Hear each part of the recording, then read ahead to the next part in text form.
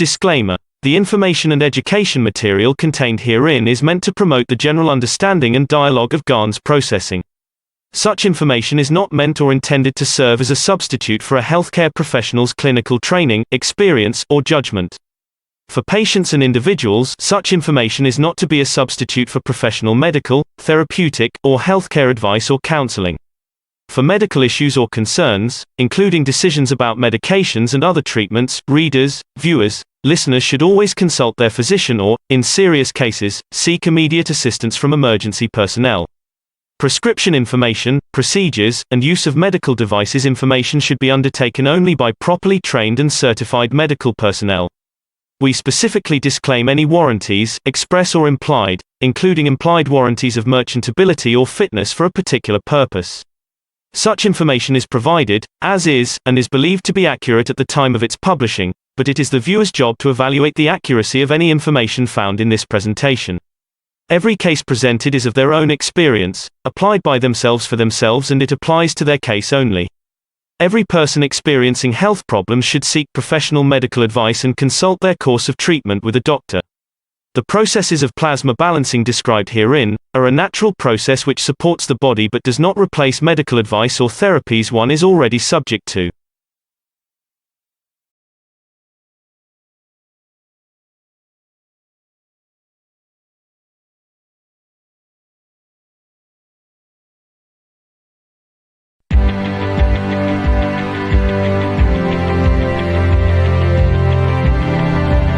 In agriculture, plasma science has solutions for seed decontamination, improvement of plant growth, plant health, and increased crop yields at a minimum cost to producers and without need for external inputs. Various GANs are increasingly used to transform agriculture practices across the world. Seeds are soaked in carbon dioxide GANs liquid plasma to decontaminate any that may be diseased, infected, or adulterated, while irrigation of crops with carbon dioxide liquid plasma eliminates the need for fertilizers and pesticides. For plant diseases, conditions are created in the plant environment under which those diseases cannot exist. For crop pests, application of GANs liquid plasma creates conditions under which the pests do not damage crops as they absorb the energy of the applied GANs liquid plasma.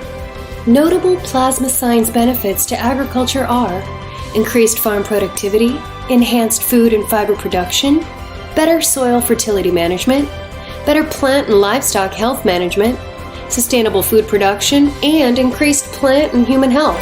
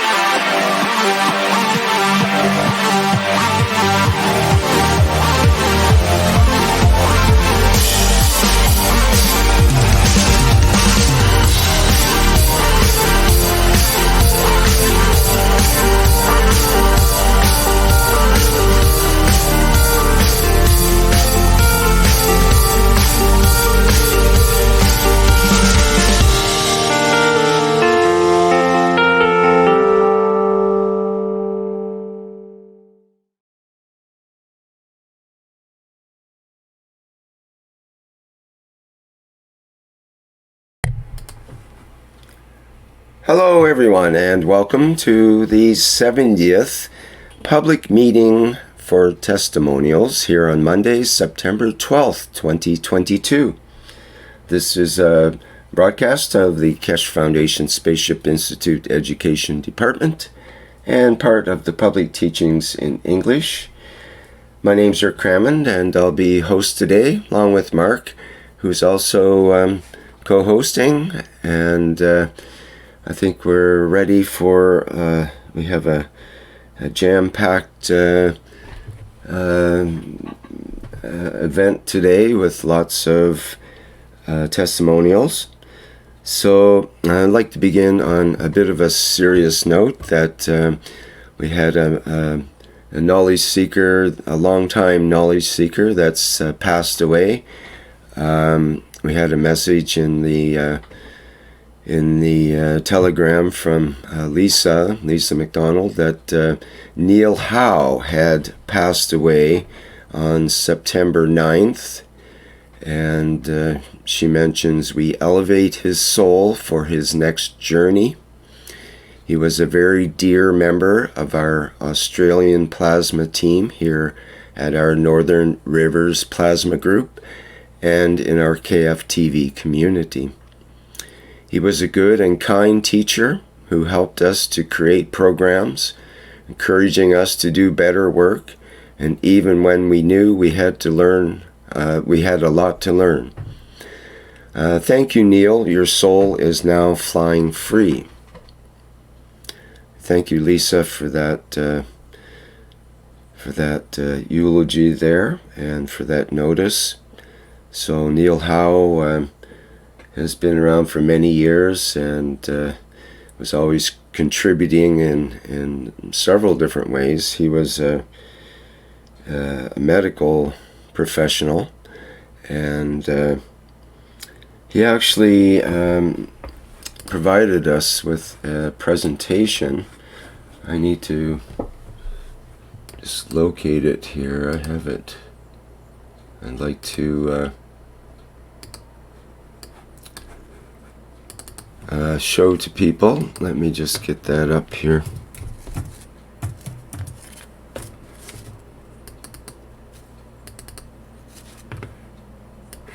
So I'm going to go through this. It's a PDF that he sent. I think it was about 2 months ago.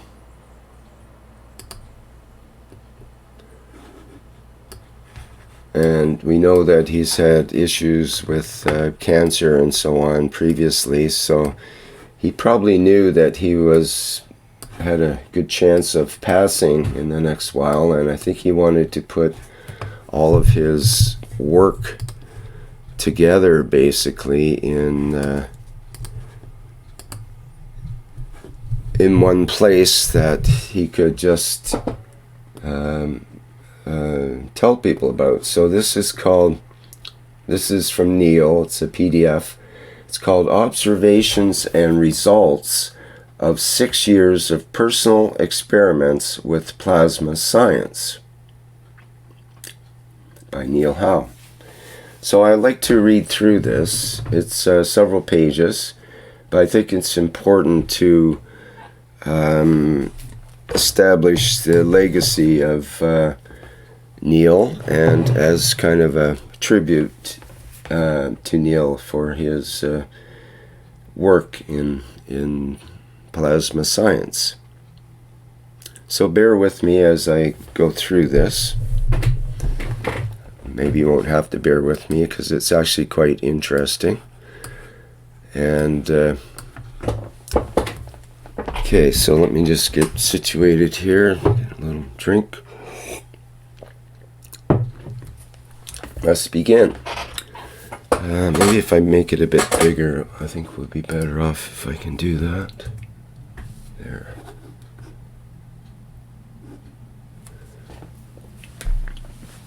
Okay, it's called Creating GANs Matter from the Fields. Once we learned the art of good nanocoating and make our first correct CO2 GANs generator box, after waiting days to weeks depending on the level of CO2 in the surrounding atmosphere, we suddenly see the appearance of matter like snowflakes with our gravity fields in the water. We have made GANs. My next experiment was to use 2 different GANs water patches as field generators taped each side of a tub containing different concentrations of salt. The result was slow to come, but eventually GANs matter began to appear in the tub.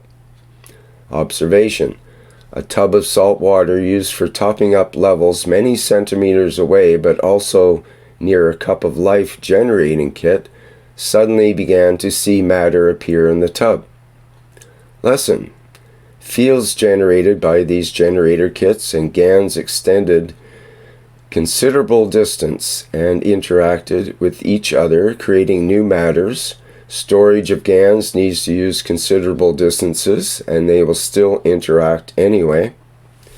As Joe, inventor of the Joe cell, once told me, water talks to water, even when many meters apart. So I just note that Neil did know the inventor of the Joe cell, Joe. And as he said here, Joe once told me, water talks to water even when many meters apart. Okay, we go down and we see visualizing the fields. After 2 workshops with the McDonald's learning how to make GANs and paint pens, once you feel the fields, the question everyone has, how do we measure this? How do we visualize what is happening? With a magnet, we can see the lines of force with iron filings, but what about maggrav fields? Then I learnt about ice tests. Water won't freeze when it carries strong plasmatic fields generated by GANs. I ran a series of experiments using a vinyl tube ring with GANs and a paint pen. Toroidal fields were clearly seen captured in the ice. What was so surprising to me was their size and separation, clear distinct lines of force outlining a torus, with an empty space where the principal field formed in the center of the torus. Astounding to see. Observation 1. With a paint pen taped over a bowl of water, the magnetical field streaming out of the tip created a torus within the water was so strong that as the water froze and expanded, the flat, hard plastic of the bowl was distended out away from the pen tip to create a 1 centimeter high nipple with stress cracks in the hard plastic that would normally take considerable force to achieve. Observation 2. Having forgotten to first do a control freeze without any plasma field generators, a week later I emptied the bowl, filled it with fresh water, and froze it in the same freezer.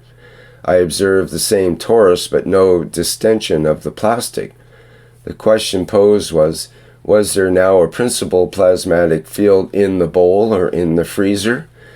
Using a new bowl, the answer was this field now existed within the space of the freezer compartment. On to the next page. Observation 3. Using a vinyl ring of GANs water taped over a bowl created a ring torus and vortex that caused the freezing water to move in the direction of the magnetical field flow, and the ice rose vertically above the water level, creating a mini ice fountain.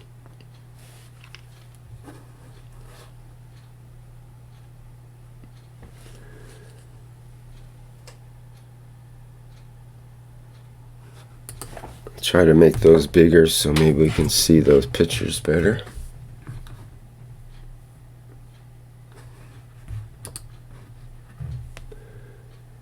So he mentions, observe the toroidal fields and this distended base, which should be flat. The plastic bowl is also distended and bulged down with stress cracks in the plastic. So he's talking about this, the base should be flat This came out of the bowl. It's upside down, and it has this nipple-like thing sticking out that caused the plastic bowl to crack.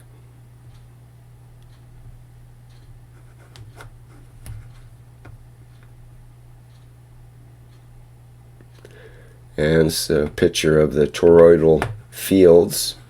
You have the donut toroidal shape here, and the fields going, vortex fields in and out of the toroid.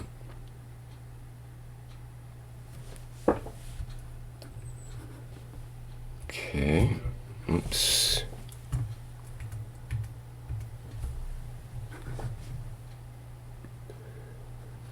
Next page. Plasma health systems. I became aware of the research of the Keshe Foundation when Mehran T was in Belgium, and I saw the video of a Dutch Parkinson's patient on a bike.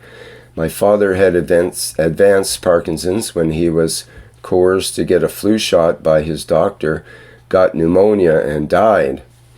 In 2016, I met Dr. Cornelius Van Dorp and experienced the Therify device by Dan Winter and Paul Harris. Then I attended the first 2 plasma workshops by Jimmy and Lisa McDonald, which I videotaped for them. As an ex-biologist and medical research biochemist with influenza, then MS, I was immediately captivated and began making GANs.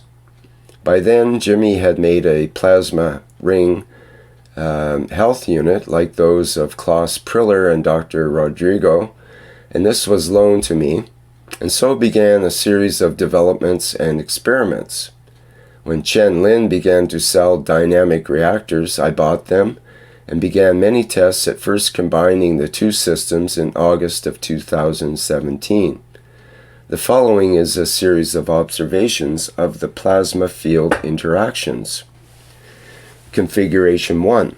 4-reactor star formation around a tower of 7 dual-core tube rings with varying strength, ZNO and CO2, that's zinc oxide and CO2 GANs, and dual-core reactor balls of zinc oxide and CO2 powered by a maggrav. The test system was an electric field meter and pendulums. Result, a gentle field environment contained and focused within a weak vertical field vortex.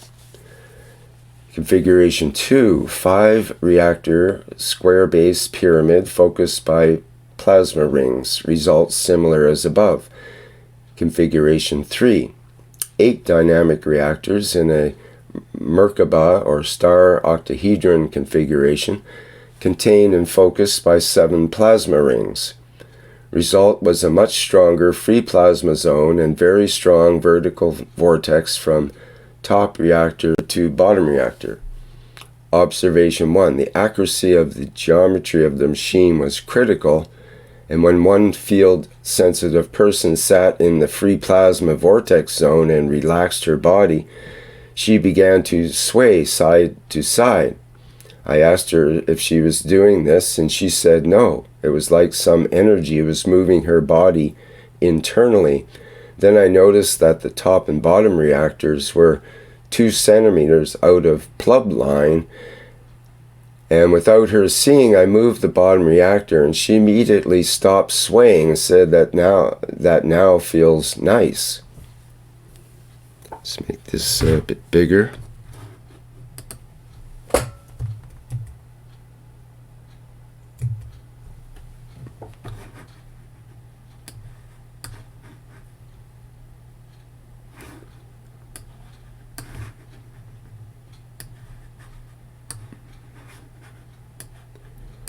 Try to get this a lot better here. There we go. Okay, observation 2. The direction of rotation of the reactors had very dramatic effects on the rotation of the central free plasma field vortex and their strengths. I did many tests and many configurations of anti-clockwise and clockwise rotation of the 2 star formations of the star octahedron, or Merkaba, with amazing results detected by pendulums, meters, and test people. Anti-clockwise, here in the southern hemisphere, felt nice. Clockwise made people feel nauseous. Test subject Dr. Cornelius with a tooth abscess felt his pain move to the top of his head with clockwise rotation of the top star formation, gravitational south pole. With anti-clockwise, magnetical north pole, the pain moved down the body to his shoulder, which was the direction of flow of the top vortex. When he grounded his body, all pain vanished.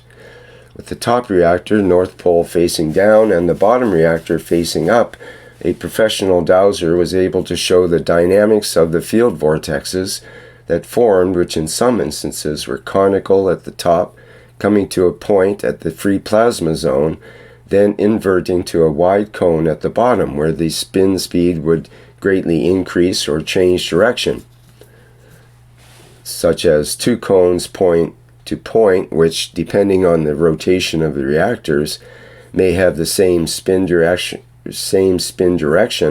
or flip to an opposite spin direction. At this point, the field frictions would create intense free plasma hotspots. In the case of two clockwise spins, the cones would be collapsed into a single weak column of slowly moving energy with no central intense free energy zone. Test persons might report unpleasant feeling in this column or none at all. The 6 side reactors of the geometry were outside of the plasma rings, which contain the toroidal vortexes. They stood vertically so that their equatorial accretion disk emissions fed field energies into the vinyl plasma water rings, allowing a means of intensifying their ability to constrain and intensify the central toroidal columns depending on their speed of spin, which we would usually be around 10,000 RPM or less. Configuration 4. 4 dynamic... Excuse me, just another drink here. 4 dynamic reactors in a vertical cross formation, such as top-bottom, to create the toroidal vortex columns, and one each side where the accretion plates can squeeze and constrain the vertical field column energy at the free plasma zone, creating intense field frictions of plasma fields and electric fields from the spin of the plasma water, which would buffet the reactors, causing them to wobble on their springs as the toroidal energies pushed against each other. This configuration, similar to designs by Dr. Rodrigo, gave some amazing results with test persons with chronic illness. All these structures are made of wood, which would emit field energy from the magravs that powered the reactors. A practitioner of natural medicine with degree qualifications had several cancer patients at the very late stage of development who had tried chemo and radiation and were now at death's door, responded so well that their illness was processed and reversed within weeks. The cancers, one a metastasized bowel cancer and the other breast cancers, either turned white or black and died. Strange that there were also large numbers of dead parasitic worms appeared in her colonoscopy bag after 2 days, and the GANs in the reactors was only CO2 and zinc oxide. After a week, the tumors in her body were dying. He fed her with the CO2 food GANs water patches, and her energy came back quickly, and she became mobile again. The speed of her recovery from the deathbed was a shock to the doctors, and they were not able to detox the liver in time. Very sadly, she later passed from toxic liver shock. All tests were stopped after this. The breast cancer patient, also very late stage, had a copper seed which he removed with 2 CUO patches. She fully recovered, then traveled to South America and did some ayahuasca ceremonies. Feeling healed, she went back to her old diet habits and sometime later the cancers returned and she too passed. All future trials were stopped immediately. Configuration 5. 8 dynamic reactors in a Merkaba arrangement with exact geometry and all north and south poles of the reactor balls aimed at the central free plasma zone with no plasma ring constraining tower. These next two configurations demonstrated wonderful lessons of field interactions within the geometry and with subjects who entered the structures. Observations. The top and bottom star formation tetrahedrons of the Merkaba were loaded with different combinations of double or single ball reactors with either zinc oxide or CO2 GANS water and GANS particles, some made with plates and some made from coils like Gianni's method. The field interactions were made very clear as the balls were all on springs and could wobble as the fields interacted with other reactors in the two different star points or with test subjects or the environment.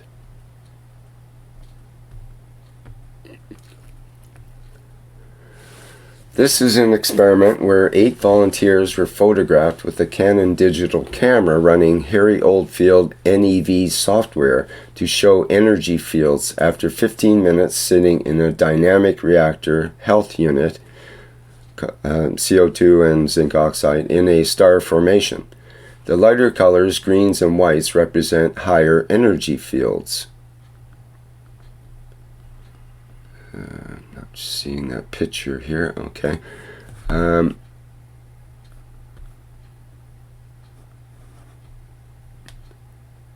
Okay, configuration 6. 4 dynamic reactors in a tetrahedral star formation with all reactor balls, north poles tilted toward the central free plasma zone of the geometry, made of wood and powered by a maggrav. This is a portable unit designed for loan within our plasma knowledge group. GANSs are changed with each loan depending on the test patient's needs. See above picture. Above picture. Okay.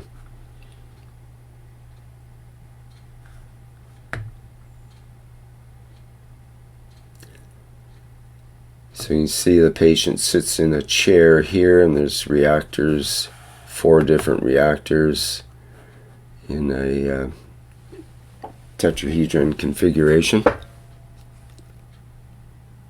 In this case, there's 1, 2, 3, 4, 5, 6 reactors. It looks like there's 7.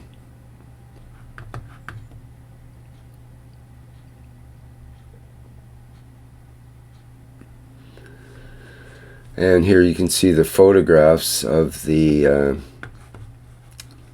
special camera that can take pictures of fields. You see the changes in color of the fields that are being emitted by the body before and after the treatment process.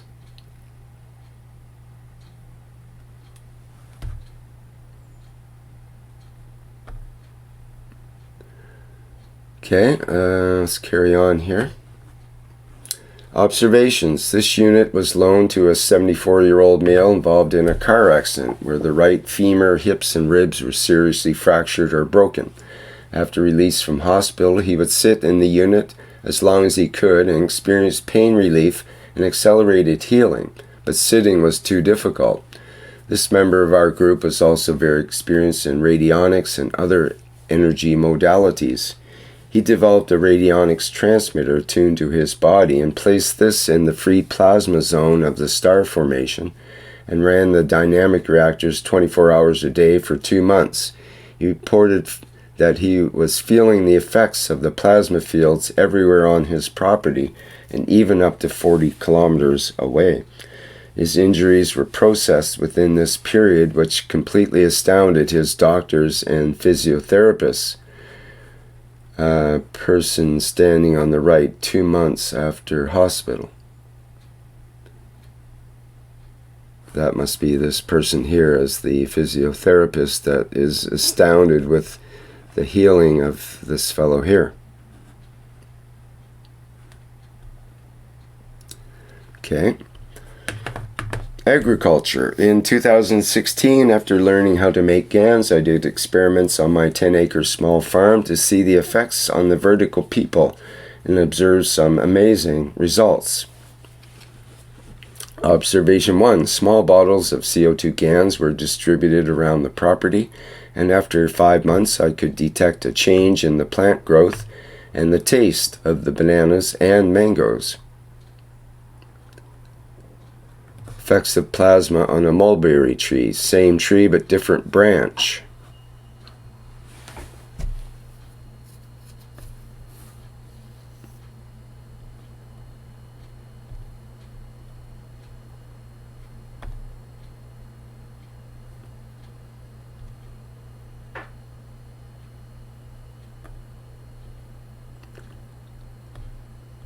Okay, we're on to the last page here now. Observation 4. A water dragon, that would be this reptile down here that we see in the picture. A water dragon lay totally paralyzed in my garden after eating a small poisonous cane toad. I had seen a 3-meter adult python die from the toxicity of these toads. Its chest was pumping and the head arched backwards in great distress. Cane toads excrete a very powerful group of neurotoxins from the neck when attacked, so you don't want to eat one. The result is paralysis, convulsions, hallucination, heart attack, then death. My intuition immediately said to get the GANs, so I placed the CO2 with the copper oxide plasma bottle beside her. I sprayed her body with CO2 and zinc oxide plasma water. Her body immediately relaxed and her head lowered. The pain must have gone. Because it was a neurotoxin, I got a zinc oxide plasma patch, placed this over her body. She never moved. She was paralyzed, but she could blink and watched me all the time as I sprayed her with plasma water. I sprayed her regularly. I did not expect her to survive. I repeated this over 2 days, and she fully recovered to my amazement and lives with her family in my garden.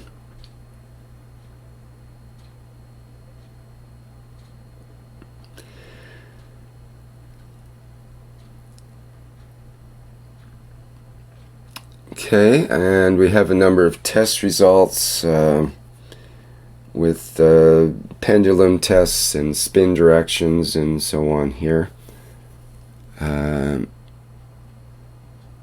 I don't think we'll get into all of that. It's a bit too technical. Okay, well, that's the news from Neil. Thank you, Neil, from this side of the dimensions, and I hope you're doing okay on the other side. So it seems like we may have another knowledge seeker that has the possibility of helping us on the other side. Maybe he's found a position in the universe that he can be of benefit to others. So that's what his life was dedicated to. I don't see that would change in his passing.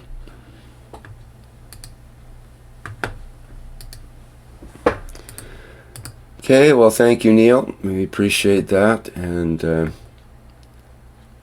I'll put that PDF and make it available in some of the Telegram groups as well.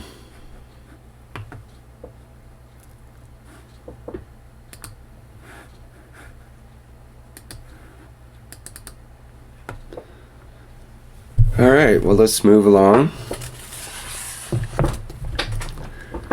Mark, why don't we inject your picture into our workshop here and start a new unless first I'd like to see if anybody has anything they'd like to say about Neil, or any comments along those lines before we change the topic. I think the best thing we can do for Neil is elevate his soul. That's what Mr. Keshe was saying about Mikhail Gorbachev or many others. I think the best thing we can do, could we take 60 seconds and just elevate his soul, Rick? With the minute of silence. Here. A minute of silence. Okay, well, could you give a quick review on how people can elevate Neil's soul? How do they do that? What's the quick method? Well, I would just say you give to the soul whatever, make yourself available, that whatever that soul needs, you're available and you're thinking of them. And I think they get very tickled and elevated about that interaction. But just open yourself to give the fields, spread the fields of your soul to Neil, wherever he may be, whatever position and time and place he may be, that he knows we're sort of feeding him in a way, feeding him energies or feeding him fields of whatever he would need in that dimension. And I think we all have the capability. And again, Mr. Keshe said that the best thing we can do is to elevate his soul. Because even if he becomes a star, it may take billions of years to actually reach that level of the star. I think you start off as a small piece of dust, perhaps, or something else, a small entity, and then that builds up. So whatever fields he can accumulate will help that process, or whatever trajectory he's on, whatever place and position will help him to reach that next level of expansion. And still connected. It's sad that this has to happen, but I think with the new technology and the new systems and changing of the fields, that both of those in the dimension of energy and the physicality will be able to move back and forth. So, and I know Neil knows that, and that was one of the videos Lisa made. And so all the beings will be able to move. So I foresee at some point in time in the future, somebody I'm in line next to may say, hey, do you remember the cameraman from Australia? And even though he doesn't look like Neil, and it could be Neil, if he chose to manifest back into any sort of physicality, because we know that's very, very possible now that we're aware of it. Mm-hmm. So, and again, as Mr. Keshe says, the passing is only the beginning of the new life. It's not the end of the life. So I think Neil is very active. He's obviously still around his residence or wherever he was staying at the time, and straightening things out or mending fences or fixing this and that for the next 2 or 3 weeks perhaps. Then he will fully transition. If he chooses to, as I see it. But he had a beautiful spirit, never pushy, always sort of relaxed about the knowledge he had, and shared it openly. He may have disagreed gently, but he just had that beautiful spirit of accommodation and sharing. And that's what I noticed about Neil. He never carried any pretense about his knowledge. So we very just nice, elevate. Mark. Very nice, nicely put, Mark. And I'm reminded of that, of what you said about that phrase of giving from the soul. And I think all of us know how to give from the soul. When you're reminded to just simply give from the soul, I mean, even if you don't think you have a soul, you start to look toward the very deep depths of, the deepest depths of where you can come from when you give from your center or from your soul. Soul is just another word for center, or for that inner center. And I'm reminded of the story Mr. Keshe told of when he was driving, and there was a hearse drove by with a funeral procession, and he looked at the hearse and he immediately just gave from his soul to that being to elevate them, whoever it was in that hearse. And it's just almost like a momentary emotion that goes out, and you just give from your soul, take what you need, and that's it. And you don't have to fret about it afterwards and so on. It's just a very simple process.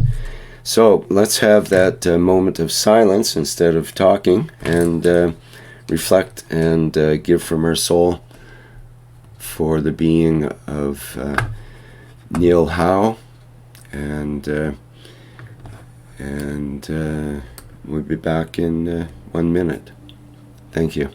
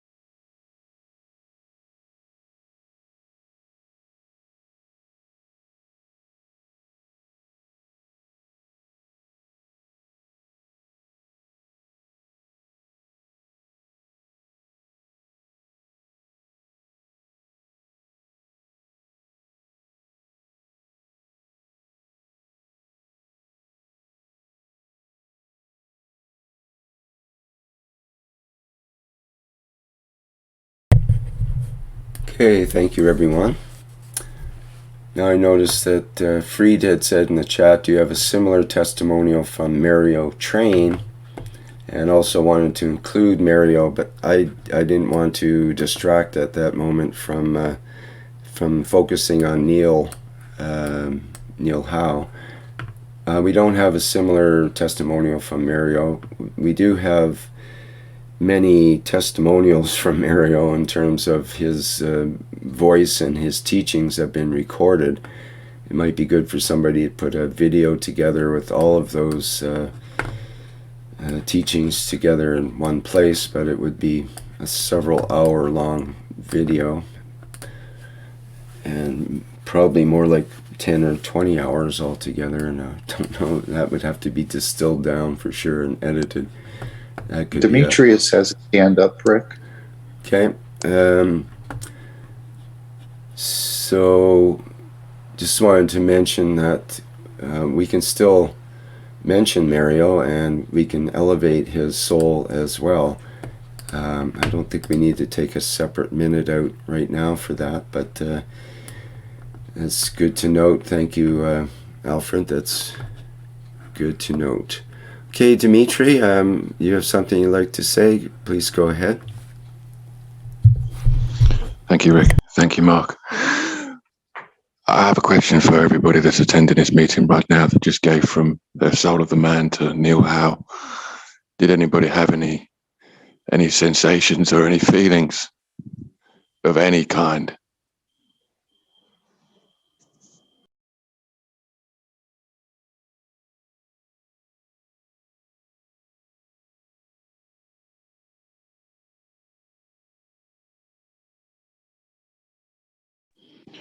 I take that as a no.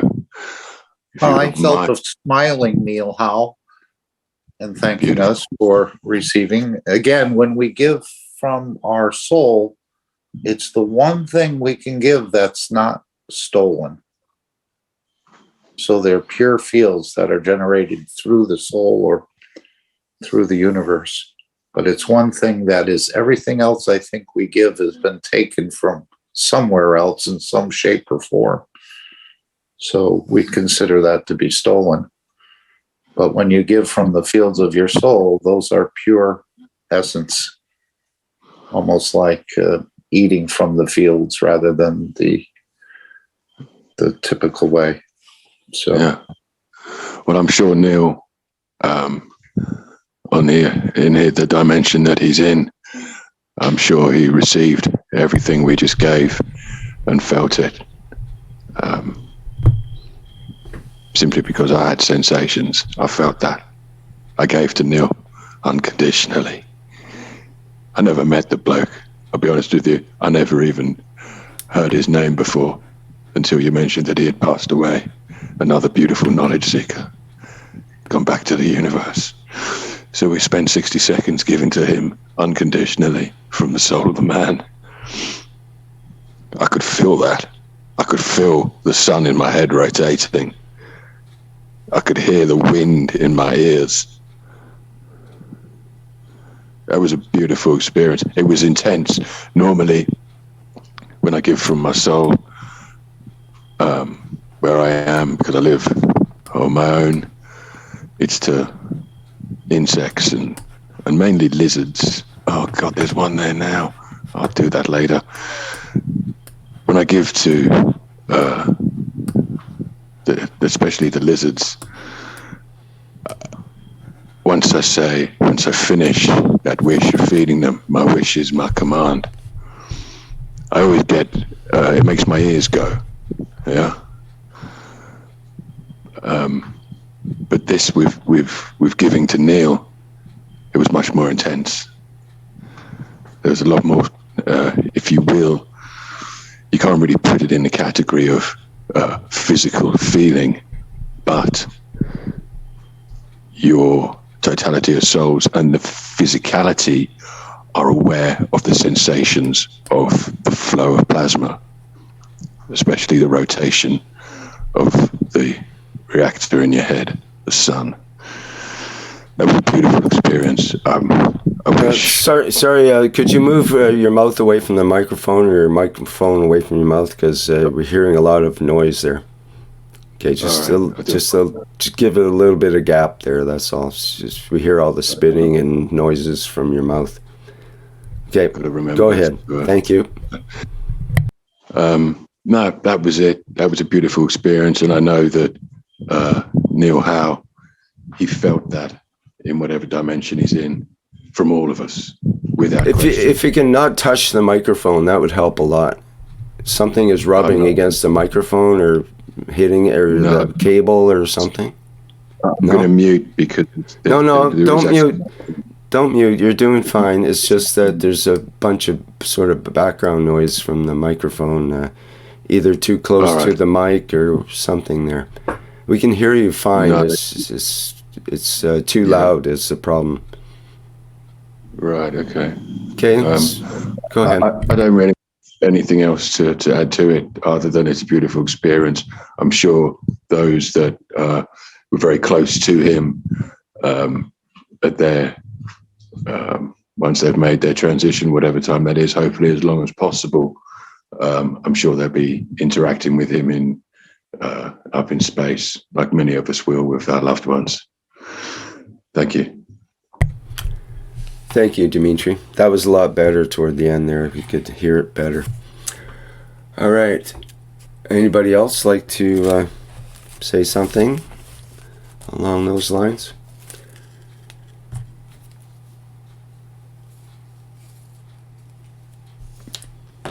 Hi, Rick. It's Dean here. Can I just quickly say something about Neil? Sure, yes. So I mentioned something yesterday in the North American group that I had a couple of interactions with Neil, and what Mark just said was exactly what I felt. I felt this smile when we were giving from our soul to Neil. I felt a smile come onto my lips, and I felt that he was present and was as Dimitri just said, was sensing and feeling this interaction. And we know when we give from our soul to another soul, whether they are physically here or whether they have taken another position or in the middle of taking another position, they still receive the energy, the thought, the intention, the direct energy from the centralized core, which is within inside us, which is a thought and interaction that amplifies out and is unlimited and reaches everything. So that thought, that intention is received by the soul, received by the energy that is that was the being that is now a free soul. So, and Neil, that was a beautiful testimonial that Neil did there. Very extensive and quite incredible work that he did. And he was the same with his video work. He did. He was very giving soul and was very knowledgeable. And as you can see through his work, very dedicated and very precise, and gave away a lot of the knowledge, and was obviously interacted with this knowledge on a very big scale. And it was a pleasure to speak with Neil a few times, and to see his work that he's just shared there with everybody, which is quite incredible. So thank you, blessed Neil. Thank you for the beauty. And we are still connected, like we all are, with all energy sources in this very moment. And we thank you for being present. Thank you, Neil. Thank you, Rick. Thank you. Very good. Thanks, Dean. Anybody else?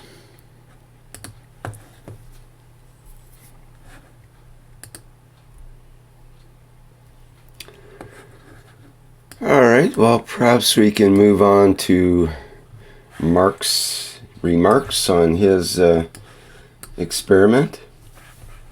I'll get your image up here, Mark. Okay, these are just a couple of food GANs I've been making. The one on the right is dates.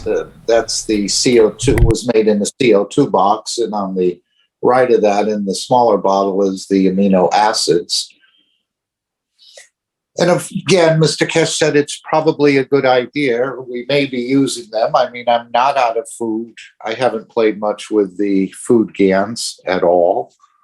But as Neil said, creating matter from fields, you don't actually get the date. You get the energy of the date at the strength of the CO2, since it was made in a CO2 box. And the shadow on top of the large container there, it looks brown, but it's really a tan color, almost where you see the light on the bottom there, the 1 inch on the right. That's about the color of it. It's a tan color. And these are the amino acids that were collected. I sort of shook it up a bit. And so it's on its second rinse, and I'll rinse it a couple more times probably. At this point, it still tastes mostly salty with some sort of flat taste to it. And that was just, again, the next one is going to be a juice that I'm going to make. And just to play with it, they can be made within about a week or so, depending, again, on conditions and emotions and so on and so forth. The one on the left is some peppermint leaf tea GANs that I made. And again, I'm a little confused on that one. I didn't really collect any amino acids, or if I did, I haven't found the bottle with the amino acids in there. But one of the things that Jalal had suggested was to put part of it in CO2 water.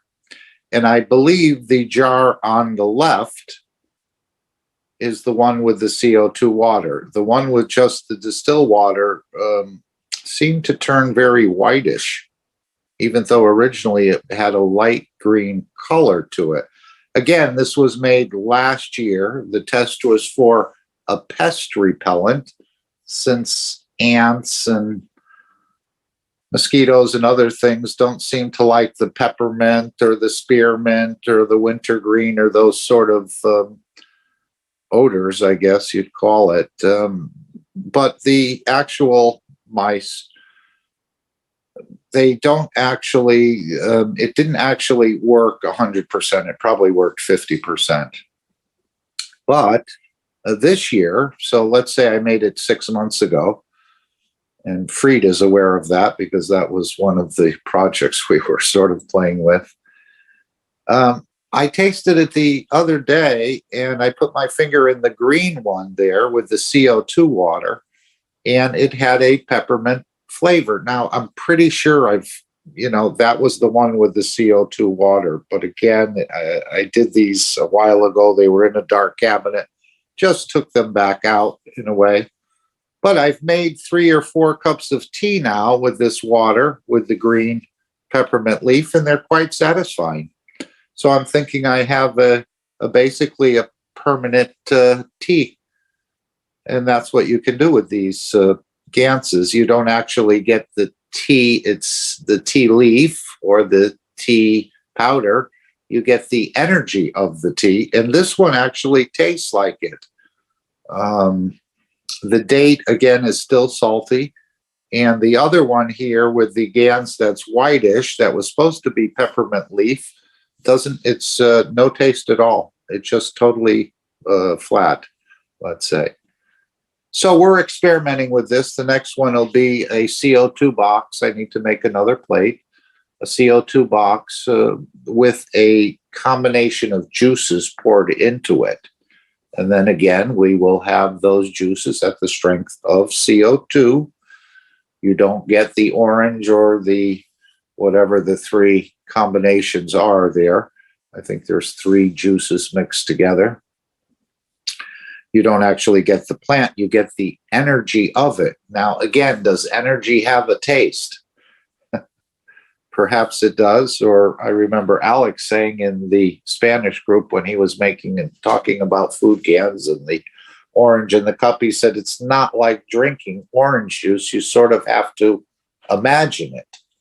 But again, we're just playing, and I thought it would be good to have these or have the knowledge or the ability to have things like this, and therefore you have a permanent source if you need it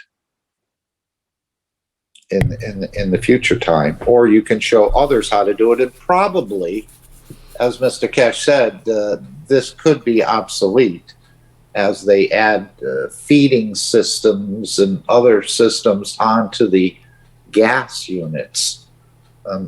As we saw with Joel's video in the rings that he used on the grapes, Mr. Keshe said, you don't even have to use the rings anymore. We'll be releasing a new technology where I guess it can just be positioned. I have no idea what that new technology is, but he said you wouldn't have to use the rings anymore. So it's the same with the feeding. He's just showing us the principle. And of course, if you come in contact with the fields and you're made of Gans, you should be able to transfer that energy without having to continually buy peppermint leaf tea, which is a few dollars a box. It's not an expensive tea, and it's not, when you make it, actually, it's not really a strong tea like you'd see with the black currant type of teas where you really get a robust looking cup of tea. It was rather thin, even when I tried it earlier last year. I just figured I'd try a cup of tea, and I had a little metal thing you put the tea leaves in, or the shredded product there, and then you just pour the boiling water over it. It was a very light color, light and mild. But it tasted very similar to what I have here in the dark one. So Jalal suggested I add CO2, CO2 being some sort of an inhibitor or preventing decay, perhaps. I know Jim and Lisa's lettuce in the refrigerator lasted many more days, many months more, I think, actually. And some of the tests they did I'm not sure if they were sprayed with the CO2. I know they were grown with the CO2. I don't know if they added additional in their sort of water process, the greenhouses. But it's an inhibitor of decay. So I'm thinking that's why I have a green color on that one to the far left, because I added CO2 in it, and perhaps the CO2, maybe 20% of it was CO2. But I could see a distinct difference between the one with distilled water and the one with the CO2 in it, if that's actually what I did. Because, as I said, it was months ago, and I don't precisely recall. I had 2 large jars, and for some reason I think I poured it, when Jalal made the suggestion, I poured half of what I had into another jar with about 20% CO2 water. But it's making a quite flavorful tea. We'll see how long it lasts. If it's done right, you could probably give it to your grandchildren. I'm trying to figure out the process here. So you have the actual matter level of the tea. The tea leaves were ground up. Correct, or whatever. in a packet. So and it's actually in the GANs itself? The tea, yes. So you don't take the nano, or you figure the tea is already nano. Caustic. The one on the left I use caustic with. Oh. I use the caustic method. Ah, I see. And then that was the one on the right. What was left after? That's what was left. That green material. Okay. Mm-hmm. I rinsed it with distilled water. So the one on the right with the white material in the bottom is the one that was just left with distilled water in it, which I think this was green as well, but over a period of months it faded to white. The one on the left with the CO2 water in it, as Jalal had suggested, did not seem to turn to white, if my memory of the tests are correct. And I'm using this one. I've made 3 cups of tea with it, and it tasted fine. Leaves your breath peppermint feeling in a way, even though I don't have a great smeller, but it would pass as a fine cup of tea, and it can be permanent as long as you allow it to settle back down when you add the new water in. And of course I shake it and add good intentions into it as well. Sander used to do that, and you can shake it in all different directions and not just one. Add good intentions along with the water you're adding back into it, let it settle out, and it's ready to go again. So we'll do this with the dates, and then we'll do this with the juice coming up. And Mr. Keshe said, I mean, we all know you can GANs anything from gold to lamb to potatoes to carrots to wheat. You can replicate it. Even in the store, there's a replication unit. Again, you don't get the wheat. You get the energy of the wheat in the water, which is the carrier of the energy. I tried it with my medication, but it was not working. Okay. I tried it 2 times because Jalal said, okay, make another, and it's not working. And now I try to shop in the Keshe shop. Yeah, there's a replication unit for €80, and I will try this one. Maybe I have done something wrong, I don't know, and this is my last chance. I will try. Well, don't give up too soon. I know you could do this with fertilizer as well. We had heard that previously about taking Miracle Grow and just mixing it with CO2 water, and again, that would be a permanent. You just take half of the top water, use that as a fertilizer if you'd like. I haven't used any fertilizer, but I know that is a way to create some sort of or semi-permanent fertilizer. Yeah, I have done, sure. And the same with the aspirin. I did that with an aspirin as well, as ground it up in the CO2 water. And I didn't really have a need for aspirin. That's it. So I didn't really have a test, but I just thought just the idea of creating a permanent aspirin was very intriguing, that you could have something that would last, for 100 years or something. So I just thought I'd try that. Again, I'm just playing with it. I may not have it 100% correct, but this is the way my soul is sort of directing me to based on what I've seen and what I've heard, and I haven't heard it all or seen it all, but I'm just, again, playing with it in case of a need could arise.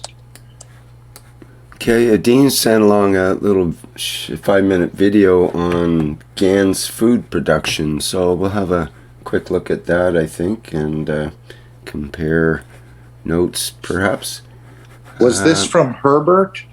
No, I think this is... he's got another video from Herbert that's on a water system. We'll have a look at that later. Rick, hi Rick. Both of them are to do with Herbert. Herbert passed the knowledge on, and I made a video, and he gave me the knowledge, and for whatever reason, I had anyway. The knowledge is now being shared, so it's a Food GANs video. It goes on from what Mark was just speaking about. This gives a bit more of a detailed explanation of how to do it for knowledge seekers. I know many knowledge seekers may have already done this. However, you may find helpful in your GANs food productions in the moments to follow. Dean, could I ask you a question? Of course. Yes. We were quite interested in the honey GANs. I think Joseph attempted this, but Herbert was making a honey GANs, which he successfully did. He said it wasn't that easy. Were you ever able to taste the honey GANs water that was produced? I think that was in the first exposition center that he shared some of that with us.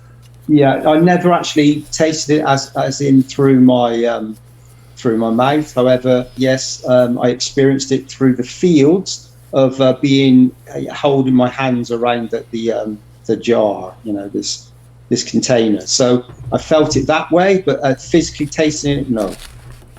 What do you mean? What did you feel when you put your hands around that jar? A sweetness? That I wouldn't say it's a sweet. It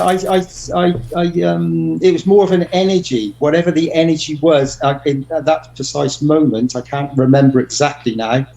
I didn't taste it as such because I wasn't drinking it. I was just sensing the energy of it around it. In those moments, I was having many interactions in a different way, and so I wasn't tasting it. And like yourself, I don't have the best smelling implement at the moment, so maybe I'm not the best person to taste things. And the watermelon GANs? It was a honey GANs. It was a honey GANs that Herbert made. I know it's a very difficult process because you have to go through where you have to add a lot of honey, and when you reduce it down, it goes away. It's a long process, and you have to do it in a very specific way to be able to retain the honey, so that you actually get a honey GANs. It's actually a difficult one to make, and Herbert would be able to come on and explain it very well. I would need to speak with him again just to refresh my thoughts on that one. Right. And go ahead, Stephanie. Sorry, just a watermelon GANs is there too, I think, or? He did make a watermelon. I'm sure he did. Yes, I didn't. I can't remember that one, but yeah, I'm sure he did.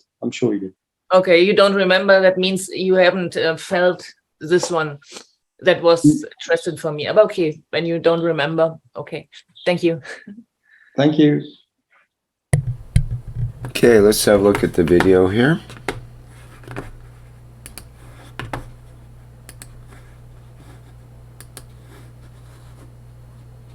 So we don't mix the NOH with the powdered material. Even if you have other materials, the weight is 1-to-1, or if you're not sure, a little bit more of the NOH.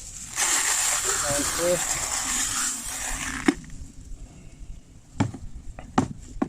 so here. And so you put it in layers.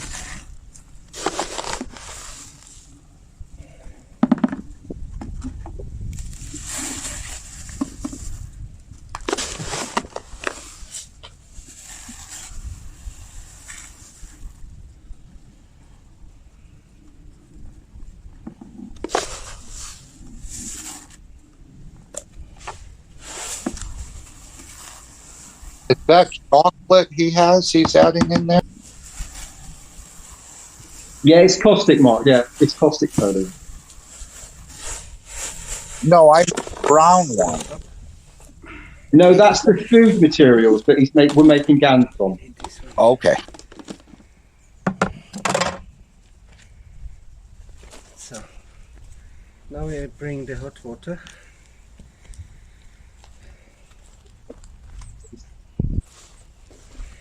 And here the glasses for eye protection and gloves, very, very important.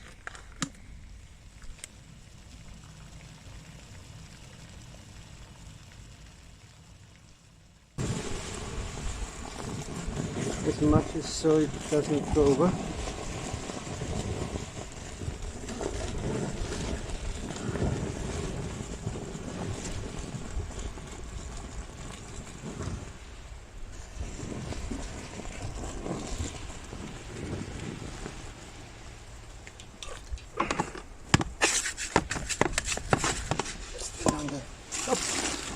You see, it's good to have this over box.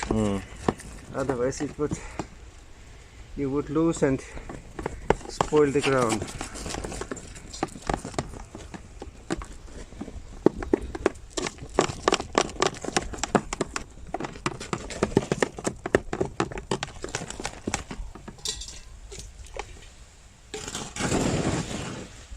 So you see the NOH is still active.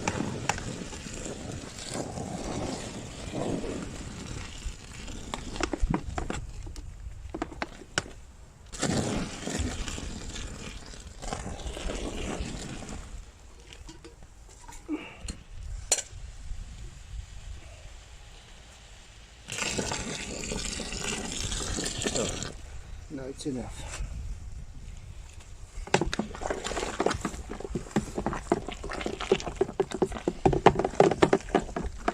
Especially in the corners.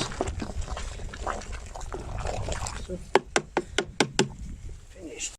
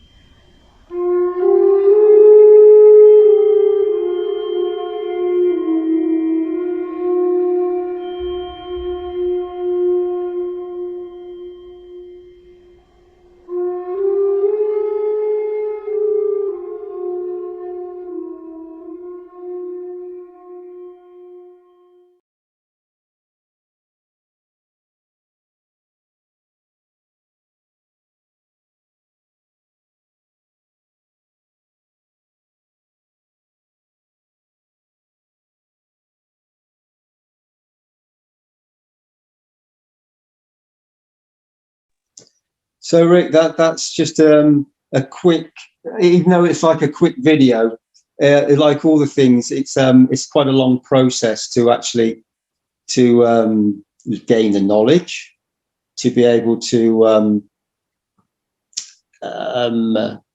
make the materials and get all the appropriate materials together, to then get the video production together, because trying to actually do the actual producing of the GANs and everything, and then videoing it as well, is quite that's another process altogether, and it can get quite involving, to say the least. And even though it looks very simple, the whole process can take quite some time to put together.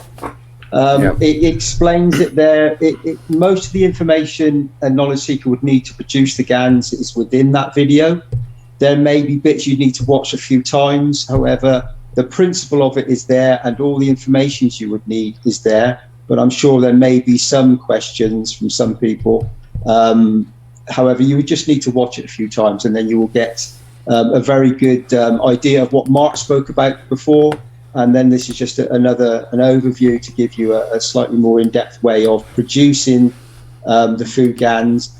As Mark said, maybe it becomes irrelevant. We may not need this. However, I've noticed within most of the knowledge that's been shared, we get to a certain level, but the knowledge in different positions always tends to be re-energized and reused over many, many times. So if there are any questions about it, then I can certainly answer. If not, then let's move along, because this isn't really the avenue for all the information on how to make it and so on. This is a testimonials meeting, so we need to have testimonials rather than.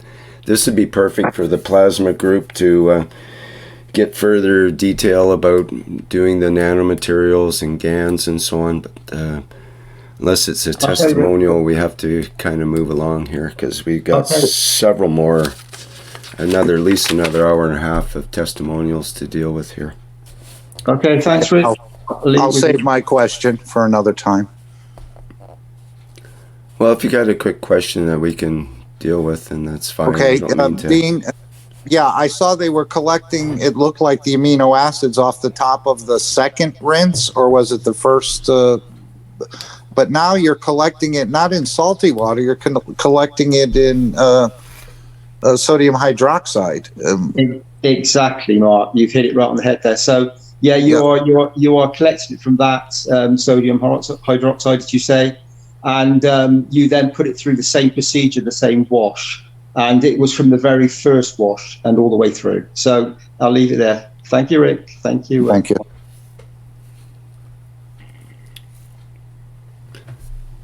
Okay, see. There's a message from Alenka about a testimonial. Do you want to do that now, Alenka? Would you like to get into that? Is she even here? Yeah, here we are. Hello, Rick.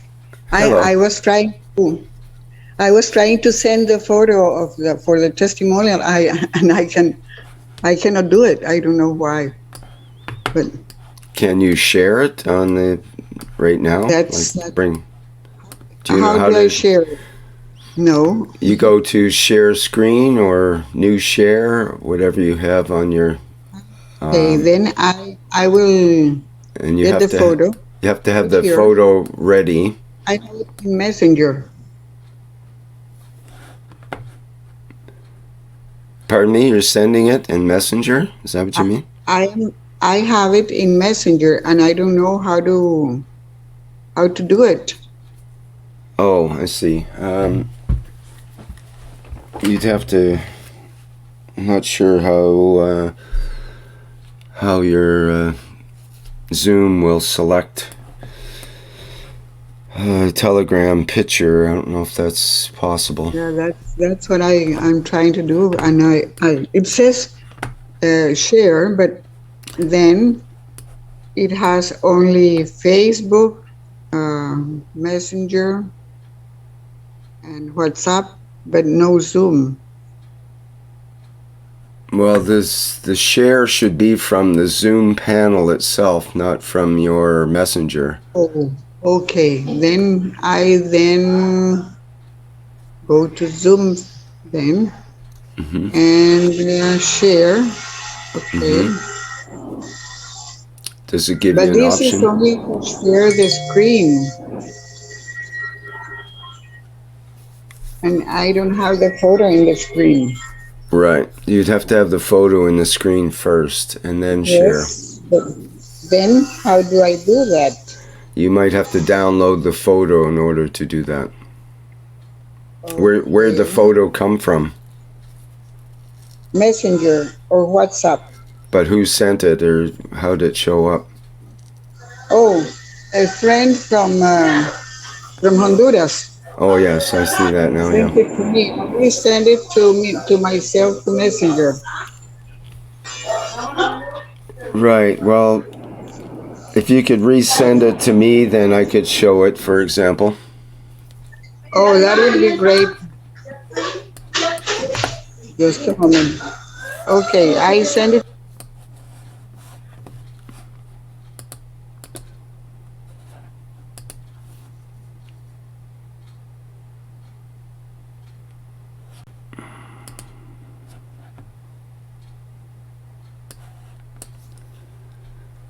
Okay. Let's see if that comes up.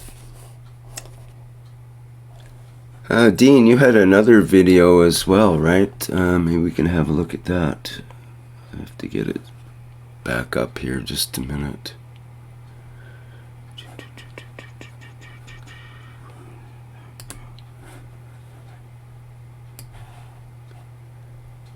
We have a video from This one, Rick, is Mr. Blotter. Yeah, Mr. Blotter, and it's again, it's a beautiful video. I think that is being shared, and the technology, part of the technology, is being encompassed with some others and being shared to help many people in many situations where they don't have a water supply. Like many of us in the Western world, we just turn a tap on. We go to the tap and we turn it on. When you have no water source and you have to travel a distance, and it makes life completely different for you. Completely different. So to be able to actually have a water source, that's clean drinking water, that you can actually from, as you can see in this picture, from some water that is, dirty or contaminated, or however it's been, it comes out of the ground, or the well that it comes from, or wherever it comes from, to be able to have a water source that can be used to help many in villages. It could be a community, and it could help many people. And this technology and this piece of equipment has been brought together by Herbert, and is being taken to Africa and all many nations to help in a very direct way that would benefit many people. So I don't know whether this is what you want to show tonight. Again, I don't. Is this a Keshe Foundation product, or is this something that Herbert put together? It's partly so. It uses part of the technology and part of another system. So it's both. Well, it's kind of a testimonial in a way. So it's only about 5 minutes long, 4 minutes. So let's have a look at it. It's again, this is more for probably the plasma group than testimonials, but in a way it's a testimonial of the new technology, so why not? All right, let's have a look at that then.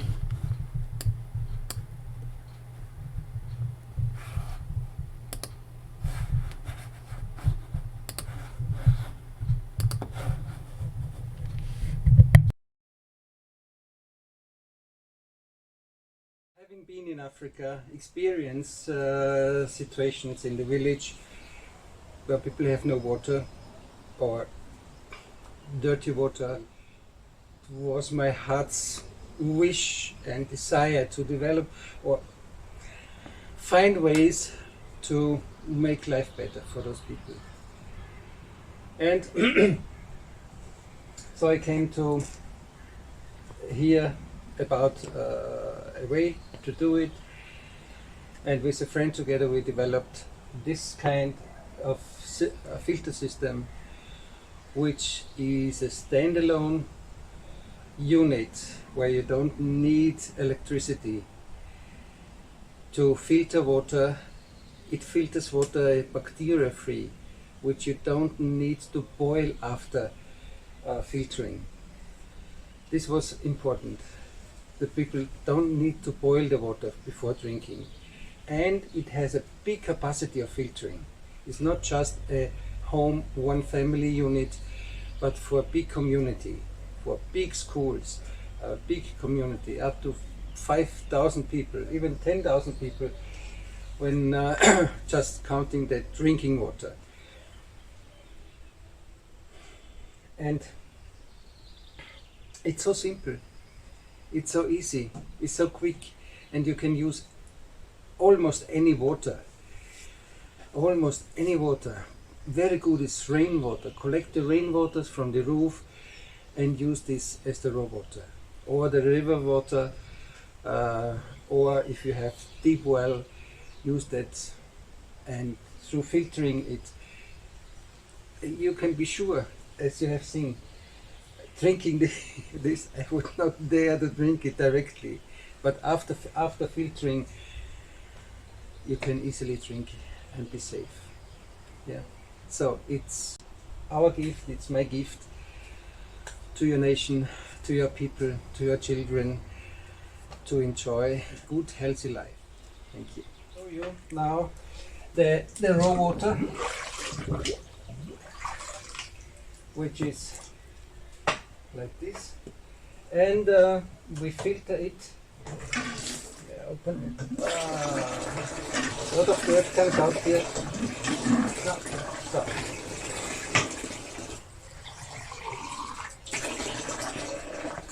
So this is before filtering and after filtering. Prost.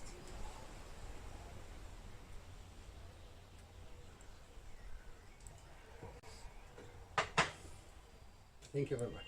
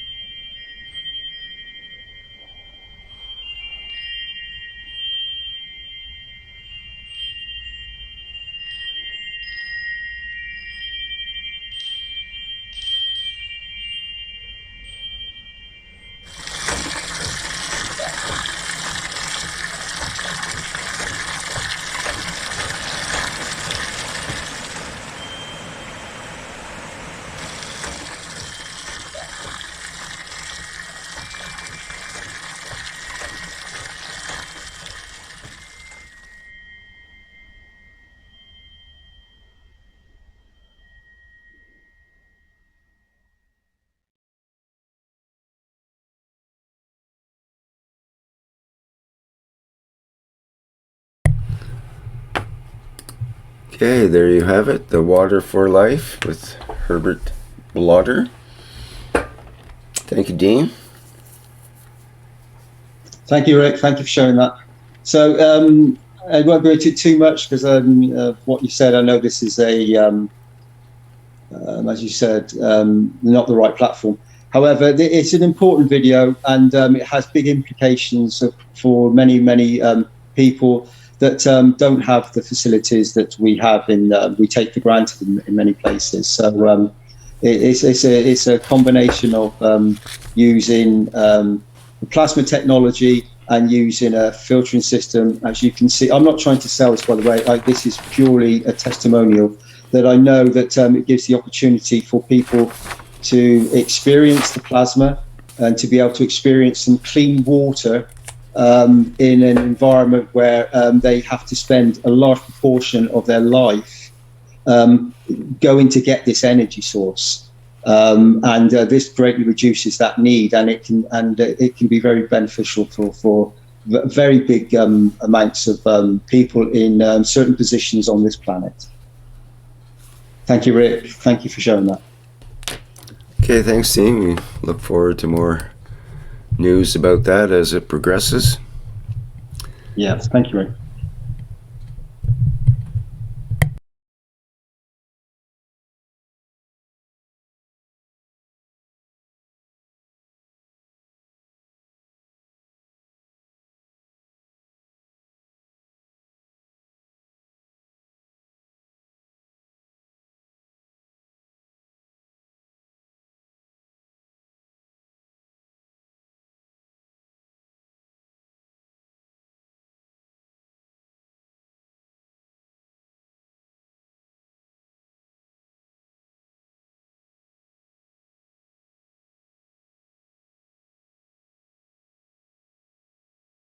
Oh, I've been talking to myself here.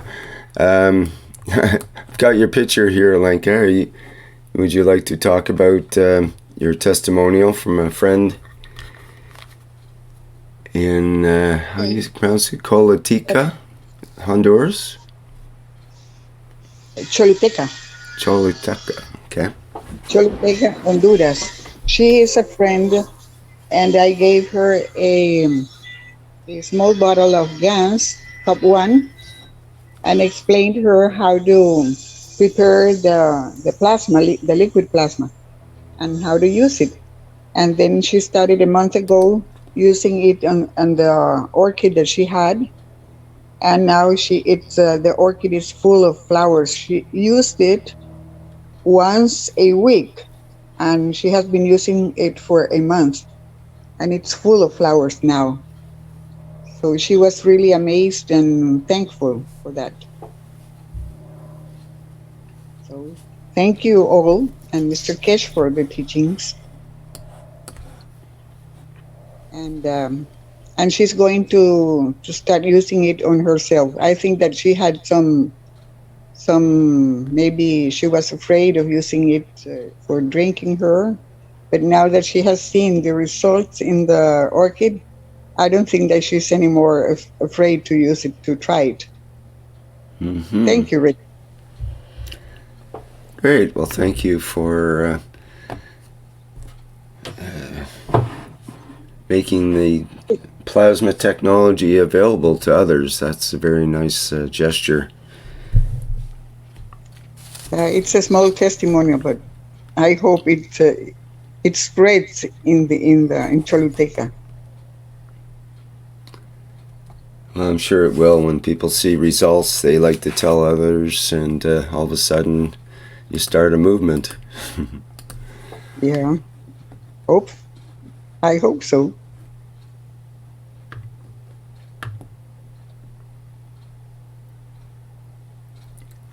All right, great. Let me see, what else do we have here? I wanted to show the video with Joel and his grapes, which was mentioned in passing earlier. We did see it in the Knowledge Seekers workshop, but I'd like to show it again here because it's really belongs in the testimonials meeting, and this will be the permanent kind of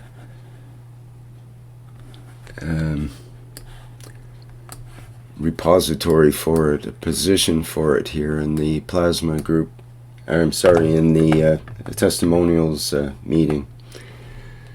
So let me get that lined up here, and it's about 20 minutes and it's in French with English subtitles. So if you want to understand, you'll have to read the English subtitles if you are English. If you're French, well, you have a treat. Okay.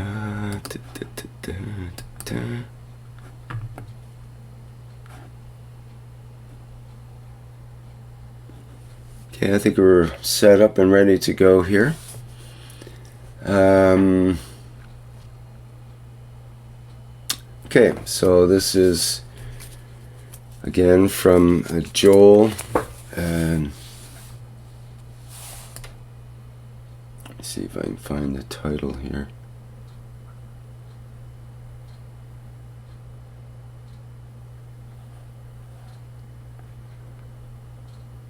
Well, I can't find the title, but it's Joel Richard and his grape plantation that he's been working with the GANS technology. It's all explained in the video here. So we'll listen to that now.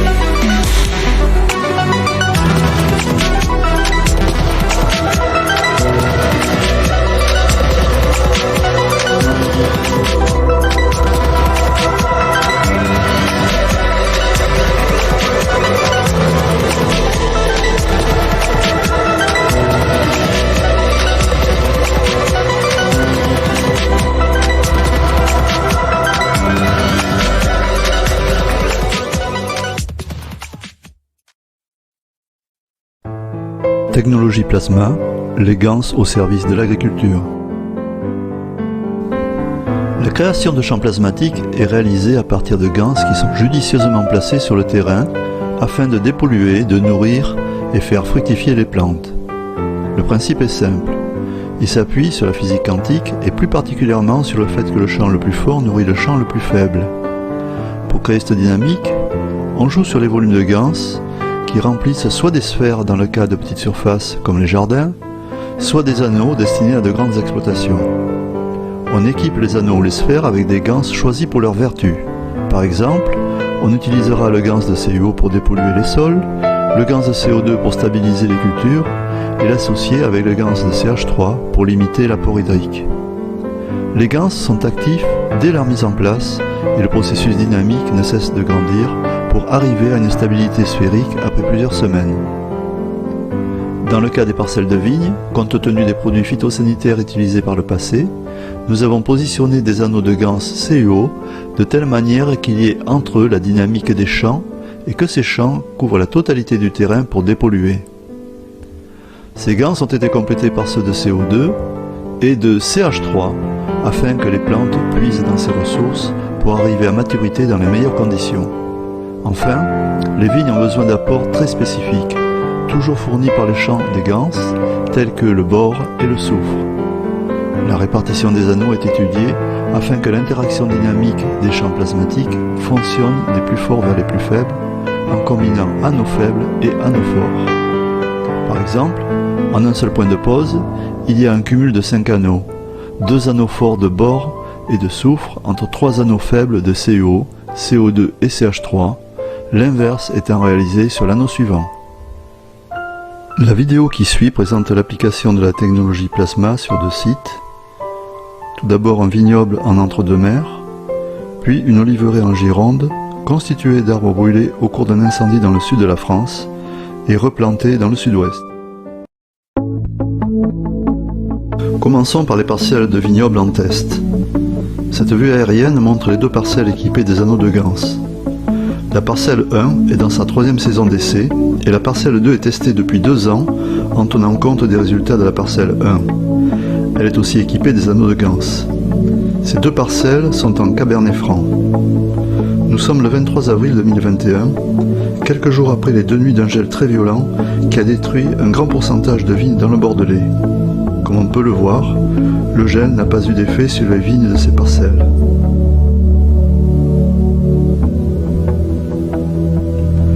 Les anneaux sont répartis dans les rangs de vignes comme présenté dans les schémas décrits précédemment.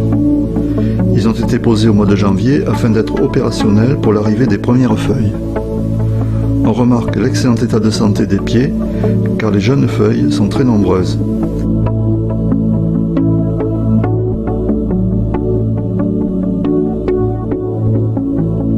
Y compris sous cette 3e parcelle de cépage Merlot qui est beaucoup plus fragile que le Cabernet Franc. À partir du mois de mai, alors que la météo était favorable malgré le gel du mois d'avril, des pluies intenses se sont abattues sur la région, favorisant ainsi l'arrivée des maladies. Comme nous avons pu le constater, aucune maladie n'a affecté les vignes pendant cette période.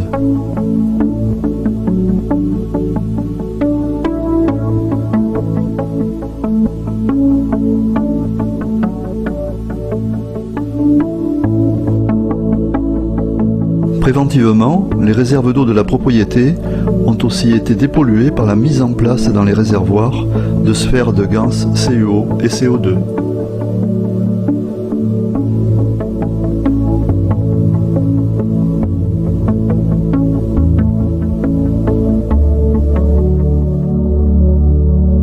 Ainsi, le peu de traitement réalisé pendant ce mois de mai n'a pas affecté la santé des vignes. Ils ont plutôt propagé les champs plasmatiques des Gans. D'autres viticulteurs, ayant déjà subi les dégâts du haut gel, ont traité à outrance pour tenter de sauvegarder leur future récolte.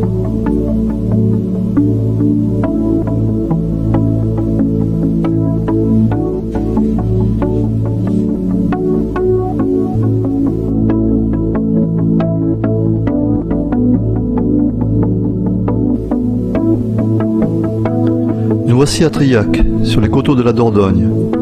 Cet oliveraie, c'est plutôt une infirmerie pour des arbres qui ont été brûlés dans les incendies de 2016 dans le sud de la France. Ils ont été sauvés du broyage. Un convoi parti de Gironde les a récupérés et ils ont été replantés en lieu et place de vignes dans une parcelle escarpée.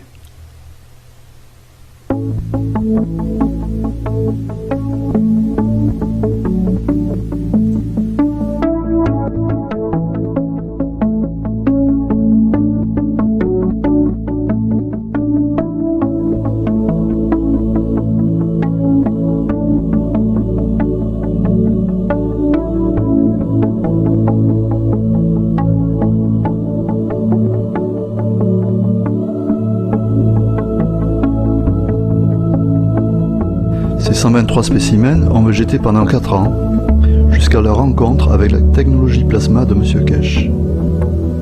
Plusieurs gans ont été placés dans des sphères et des anneaux pour les aider dans leur convalescence. L'agencement pour ce type d'intervention est toujours le même. Il est basé sur le principe du champ le plus fort qui nourrit le champ le plus faible.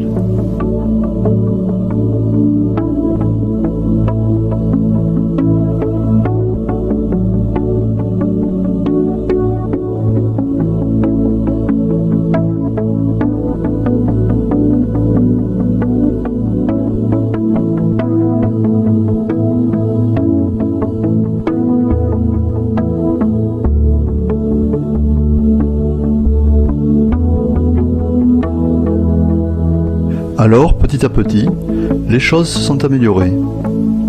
Pour certains d'entre eux, des juvéniles ou des adultes, l'épreuve du feu a été très handicapante. Plus de système foliaire, des troncs noircis, seul le système racinaire aidé par les gans a pu remonter les fonctions vitales de ces arbres.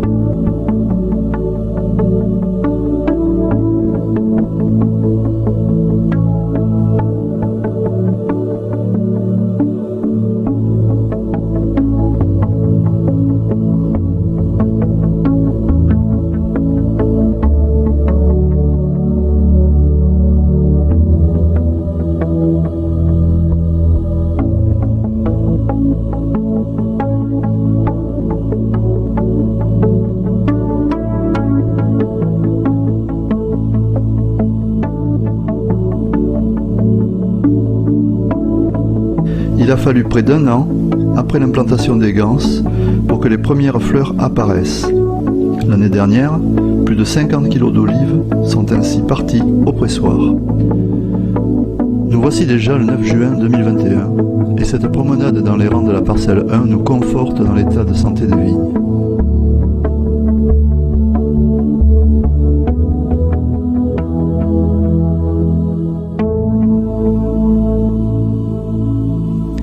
Les feuilles sont extraordinairement belles, avec beaucoup de relief et de brillance, dû aux acides aminés de la plante.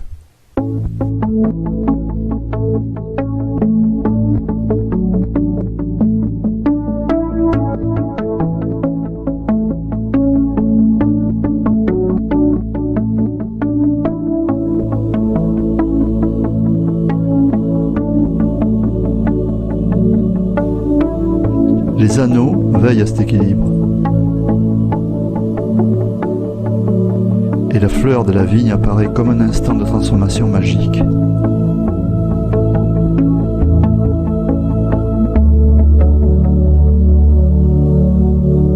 Du côté de la parcelle de Merlot, la dernière équipée en anneau de ganse, tout est au beau fixe. Elle est à gauche sur cette vue aérienne et il y a déjà une coloration différente par rapport à la parcelle du voisin, à droite sur la prise de vue.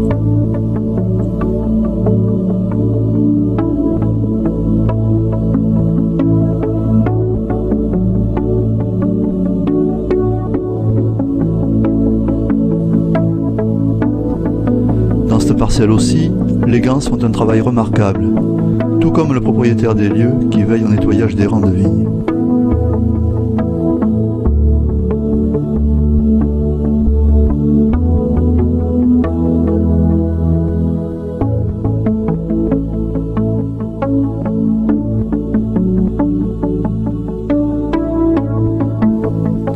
Fin juin, de gros orages éclatent et le 1er juillet, un nouveau survol des parcelles 1 et 2 nous rassure quant aux éventuels dégâts.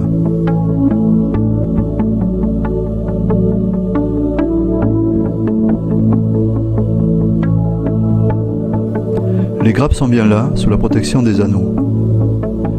Les grains ne sont pas abîmés malgré cette météo incertaine.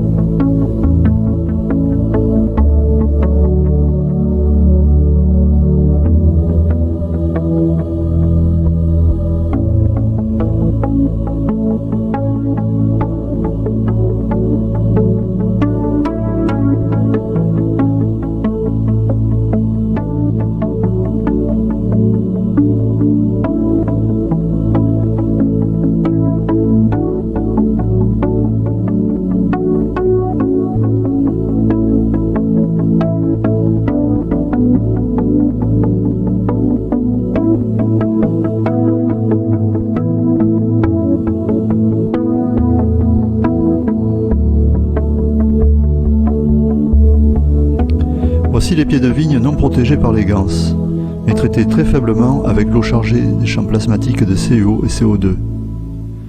La rotation de la caméra montre les pieds de vigne protégés par les ganses. On remarque tout de suite la différence de vivacité et les différences de couleur.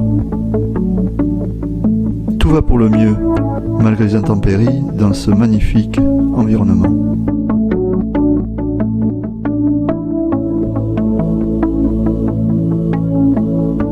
Nous sommes le 21 août 2021. Cette nouvelle vue aérienne montre des parcelles en pleine forme. Tout va bien, malgré un temps variable et des températures en dessous des normales saisonnières.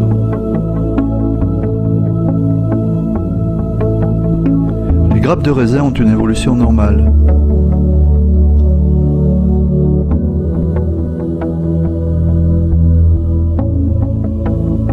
La parcelle 3 en merlot est elle aussi dans le même état. Cette parcelle est entourée de vignes d'autres propriétés qui traitent leurs parcelles avec des produits chimiques. En étant attentif aux vues, on voit bien la différence de couleur ainsi que l'état des rangs de vignes.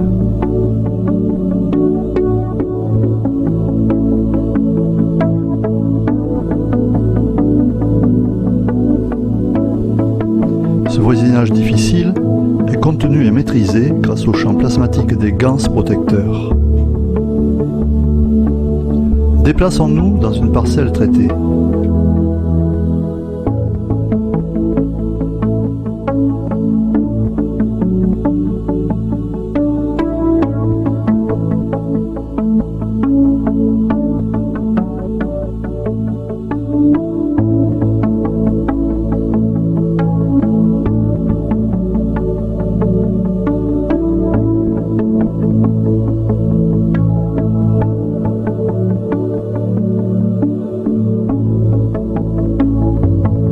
image figée montre les dégâts et leur progression malgré les traitements chimiques. Malheureusement, les récoltes de ces parcelles ne seront pas celles attendues, tant en qualité qu'en quantité.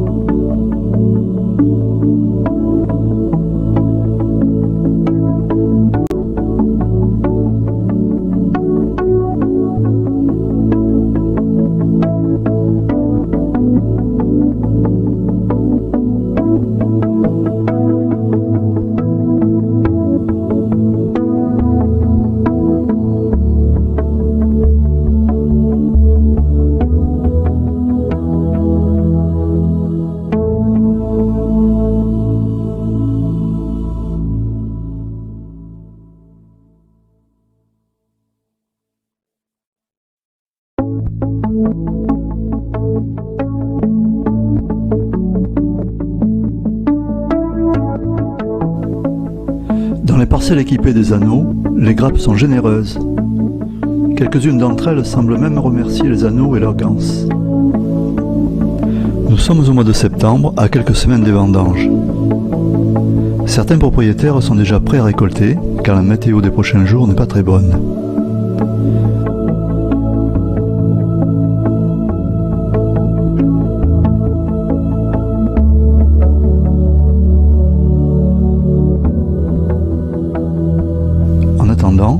Les vignes sous l'influence des champs plasmatiques des ganses mûrissent sans problème, même si la cicadelle, insecte qui aime bien la vigne, montre sa présence, car les bords des feuilles sont marrons. La cicadelle marque son territoire, mais ce sera sans conséquence pour le raisin.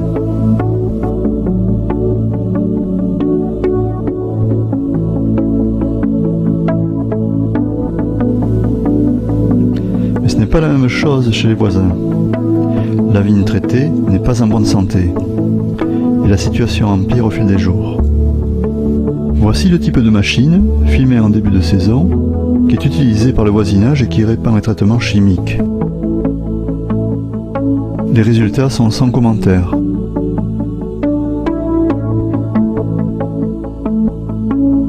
Nous voici arrivés au temps des vendanges. C'est la dernière séquence pour la vigne et la première pour le traitement du raisin. La vendangeuse est une belle mécanique qui récolte les grains en laissant la rafle de côté.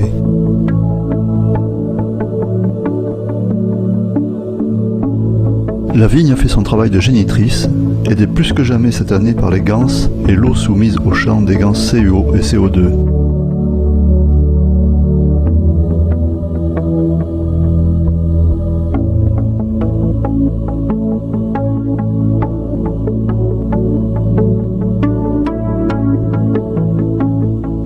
La récolte durera plusieurs jours pour se retrouver dans le lieu de stockage. Les grains de raisin commencent le circuit et leur transformation.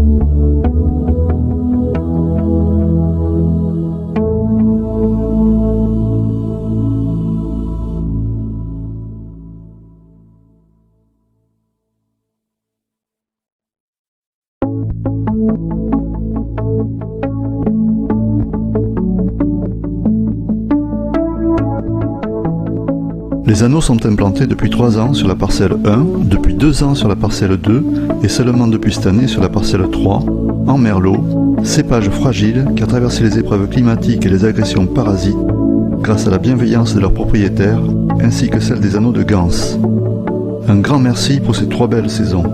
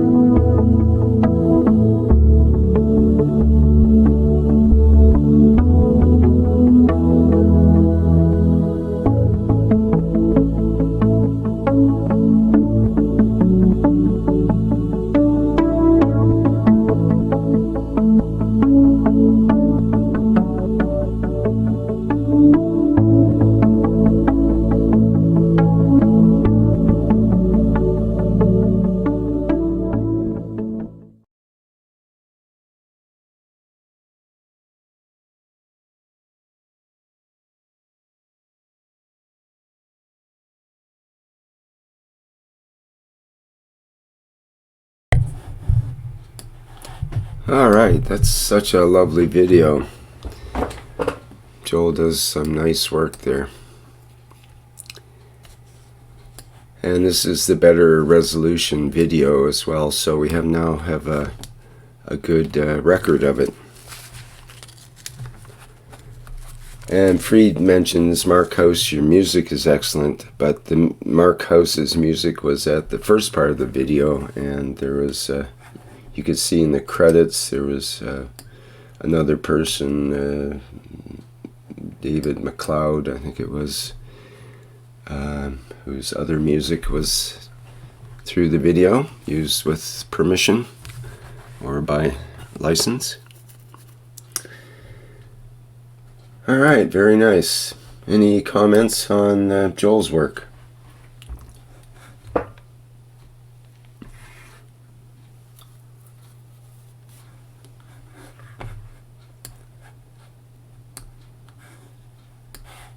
Alrighty.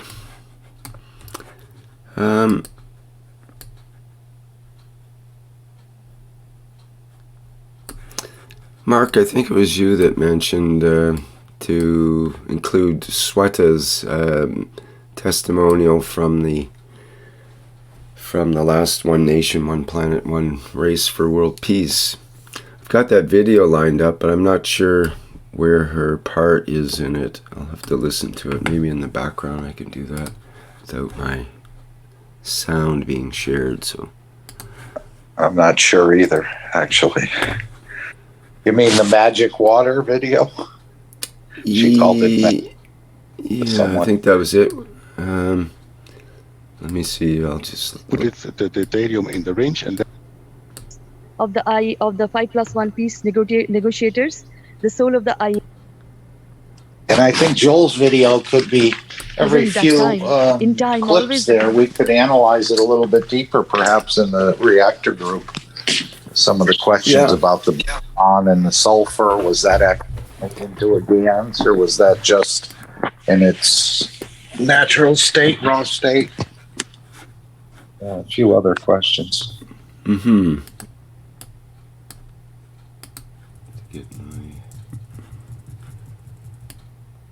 And when I will say some few words. Was like, yes, it was hard in India to be a girl child, to grow up, you know. So I think Sweta's little speech was at the beginning of that workshop. I'll give it a try here and see if I got the correct place.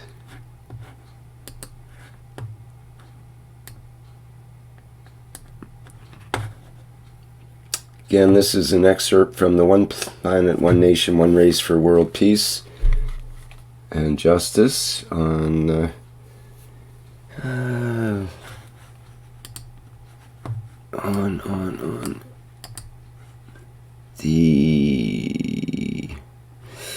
last Tuesday, whenever that was.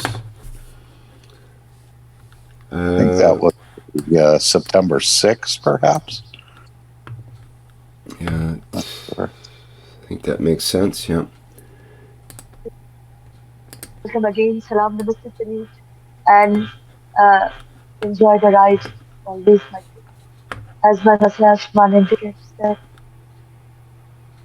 this is the time to move.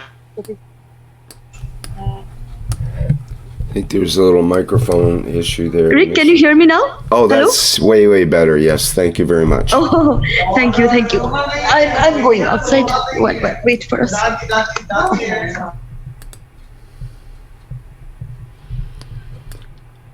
That I haven't told anything about me, what I am. Then one day I shared my feelings, my emotions.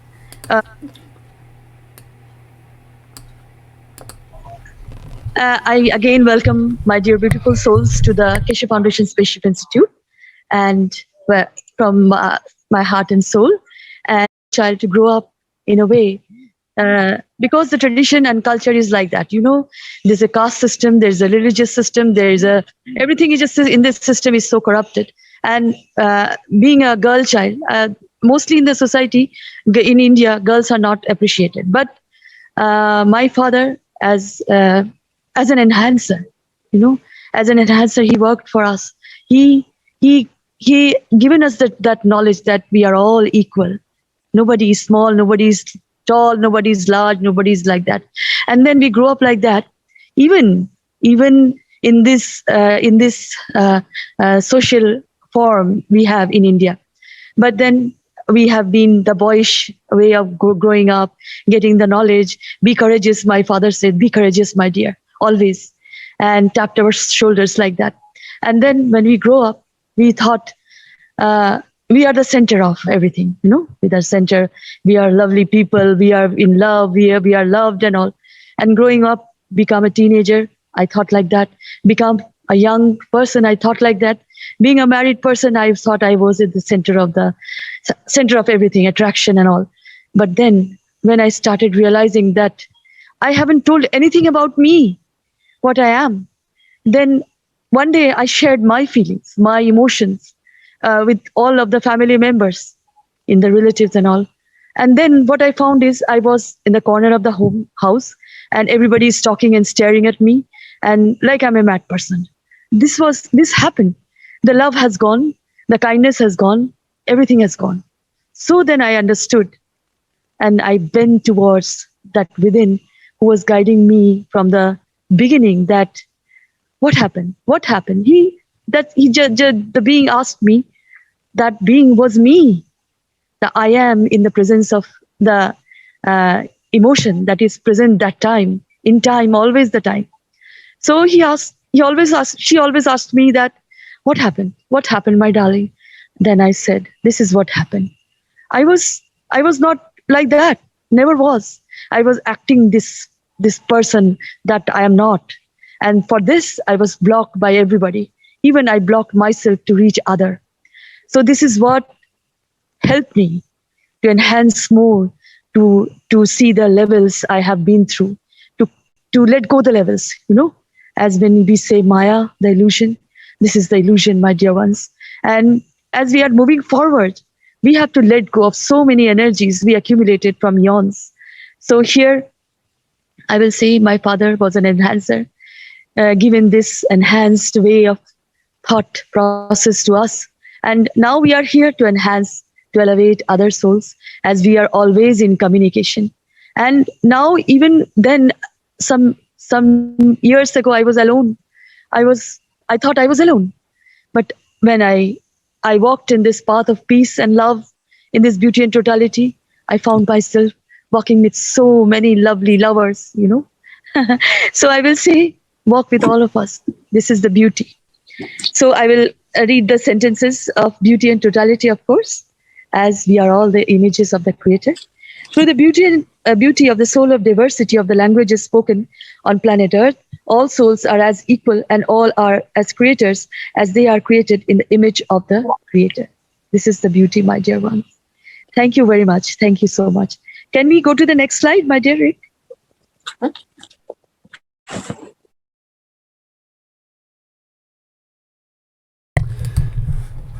So that's a bit of a testimonial from Shweta, our beloved Shweta from the Universal Council.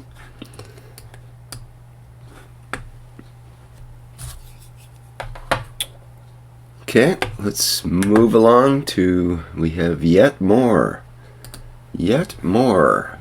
testimonials.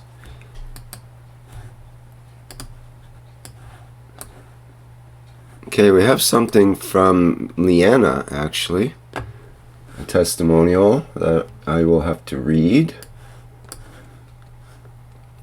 It's a couple of pages here, but I think it's quite graphic and about health and pain relief and whatnot. But I think it's important to bear witness to here in our group, which is what we seem to do well. Being witness to the changes.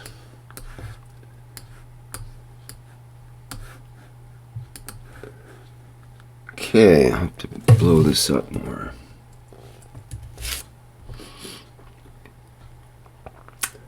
So, testimonial from Liana, and I'll read it.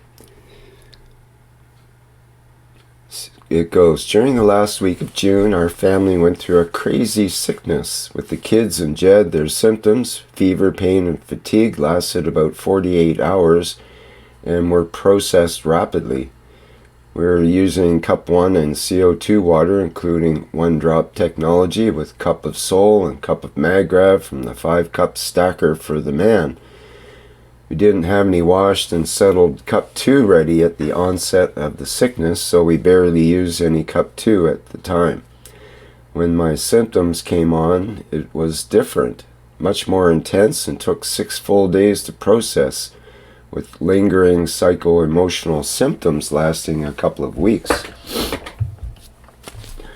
Here's my story. What I went through was the most intense illness experience of my entire life. It started off like a typical flu and fever with body aches. Generally, I felt weak and tired. By the second day of symptoms, I thought I was getting better, but at bedtime, the pressure in my head was mounting. It only intensified throughout the night, and I was unable to sleep at all. I woke Jed up before dawn, and he helped me set up a plasma bath. While in there, I began to experience complete paralysis of my hands. I felt totally weak and couldn't get myself out of the tub. Thought maybe I was having a neurological episode. Called out to Jed to help, but he couldn't hear me asleep across the house with a loud fan on. He thought I'd be totally fine as the kids came through the sickness so quickly already. I was scared how weak I felt. I just prayed and cried out to God to help me, and eventually I had enough strength to get up and tell Jed what happened. He thought I was overreacting and just super emotional or dramatic. After a short while, though, I wanted to get back in a plasma bath because the pain and pressure wouldn't let up. In the second plasma bath that morning, the same thing happened. I turned on the shower while in the bath to feel warm water on my head and back. I was cold and wanted to feel that therapeutic running water. Shortly thereafter, my hands became completely locked up for the second time. They were so flexed and distorted beyond my normal range of motion for my joints. Totally rigid. So much pain and pressure. I had no control over them and was unable to move them at all. There was total weakness of my extremities. I couldn't stand up or walk. I needed Jed's help to get to bed and dress. I had no strength and my hands were disjointed, stiff and crippled. I had difficulty speaking clearly and my face was frozen too. My mouth felt like it was being forced open. I couldn't close it. My words were coming out mumbled. My tongue felt fat. I couldn't pronounce anything clearly. I just prayed through my soul the whole time. Pain was super intense and building, comparable to childbirth with the hip and back pain, but more extreme, hard to describe. While this paralysis experience was happening, Jed was continuously spraying me with plasma water, CO2 in cup 1 and 2, with drops of all the 5 cups for the man. During those intense moments, we weren't making much progress with pain relief or symptoms relief at all, and it was only getting more intense. I remember feeling sincerely concerned about what would happen to me. My head pain was so unbearable I thought I might probably die. At one point I asked Jed if we should go to the hospital after a while with no notable progress. He assured me we had the best medicine in the entire world right here at home, and he would take care of me. He then had inspiration to try something different. He made a special spray bottle of salty plasma water straight from production with 50% cup of Sol, 50% cup of Earth's Magrav from the 5 cups for the man's stacker system. He sprayed and soaked me in that water from head to toe. It began helping right away. He wrapped me in the Keshe Corona suit, the silver space-looking one, and kept me soaked. He told me how these waters bypass the physicality and work directly with the soul to feed the soul from the fields of the earth. Almost immediately, I was able to fall asleep for the first time after being up all night with the pain. Eventually, after a while, my hands relaxed and I could move them again. It took about 2 hours total of Jed continuously applying plasma and being wrapped in the suit before my hands worked again and I had enough strength to stand up and move on my own. My face relaxed, my words became clear and articulated again. My pain finally went from unbearable to manageable. I knew I was going to be okay. That 50-50 blend of pure production water from cup of soul and cup of magrev was incredible medicine and the only thing that seemed to help me through the crisis. Up until then, we had only used drops from the 5-cup stacker. This was the first time to use it undiluted. About a liter was used in those 2 hours.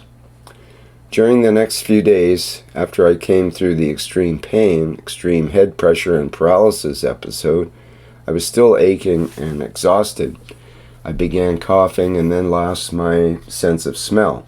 I followed the 1 cup 1 life protocol from the special report document from Iran of June of 2020. Very quickly, the bubbler cleared my lungs, and the cup 1 and 2 GANS patch on my nose brought my smell back after only 2 15-minute sessions. By the 6th day of symptoms, from start to finish, I was back to full health and strength. The only lingering symptom that took a couple more weeks to resolve was a feeling of the most intense sadness I ever remember feeling, like my deepest depression I can remember.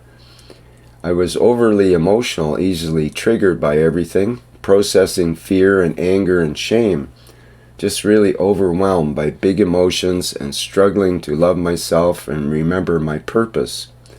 Usually I'm rooted in joy and love, feeling connected and generally stoked on life, but my mind felt totally hijacked by sadness and heaviness. It's really not normal for me to feel sad for days on end, even when processing grief and hard stuff. This was bigger and heavier feeling than anything I'd ever been through. Every day I continue to use the cup 1 and CO2 with drops from cup of soul and cup of magrev. After about 10 days to 2 weeks, I came through that mental state completely. Jed helped me so much through it all to figure out everything practical I needed to do in those weeks, and making sure I had full spray bottles and washed plasma water ready to use. I'm so thankful to be alive and well, and to say what a miracle coming through this experience was. I feel totally better. Back in a balanced place of clarity, acceptance, forgiveness, and love. There was a huge mental shift that happened within me. All the symptoms I've described are completely gone. The crippling depression is gone. I feel like a different person. Still me, but new somehow. A resurrection within. No single experience has put more into perspective for me. I don't know where we'd be without the Keshe technology. It has saved our lives and supported us countless times now, beyond our wildest imaginations.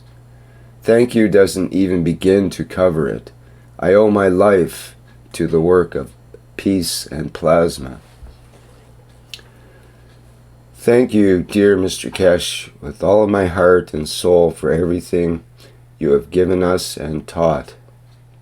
Thank you to my beloved husband, Jed, who has devoted himself to the Keshe teachings and stuck by my side since day one. I'm in awe and indebted forever. Infinite gratitude for the life-saving power of plasma, which restores, heals, delivers, and elevates our souls. I hope this testimonial encourages the knowledge seekers and can be considered in light of the recent discussion for handling the new variant. Many blessings, peace, and health to all. Leanna.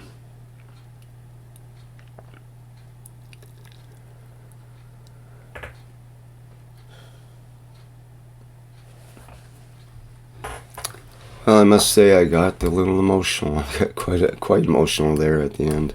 It was hard to say the words. It's so strong. Thank you, Leanna. That was a bit of a tough testimonial. Lots of detail and lots of stress and pain, but at the end, a total, as you call it, a resurrection within.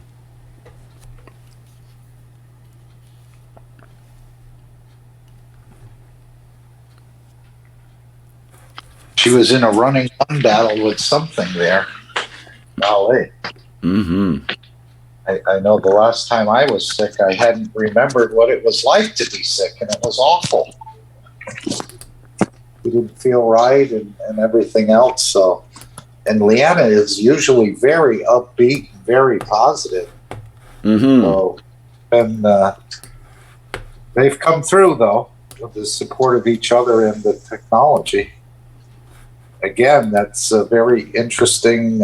Her hands wouldn't move. She couldn't get herself out of the tub. She's not, she's fairly young, I'd say. She has young children. Yeah, it sounded like she had a stroke or something, that would be some of the symptoms. But yeah, it now is complete recovery and ready to take on the world, apparently.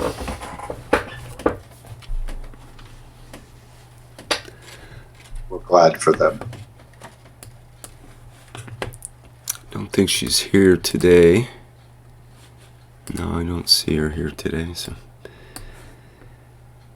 all right. Well, let's move along. There's even more.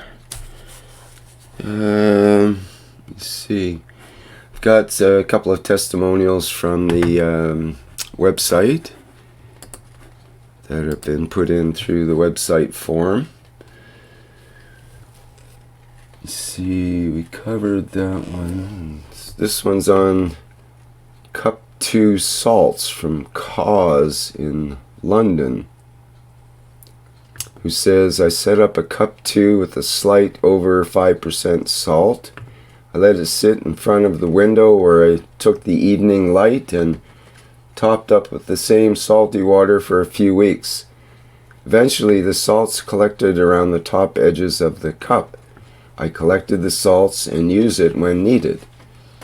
My wife gets infections, it affects her lungs and starts wheezing. When we see this, we put 1 lentil size in a small glass and put filtered water and dissolve it, and she drinks it once in the morning, once in the evening. After 5 days, she is fully recovered. All right, well, that's kind of a different way of doing things, but whatever works is what works. It was from Cause in London. Okay. Excuse me. We have,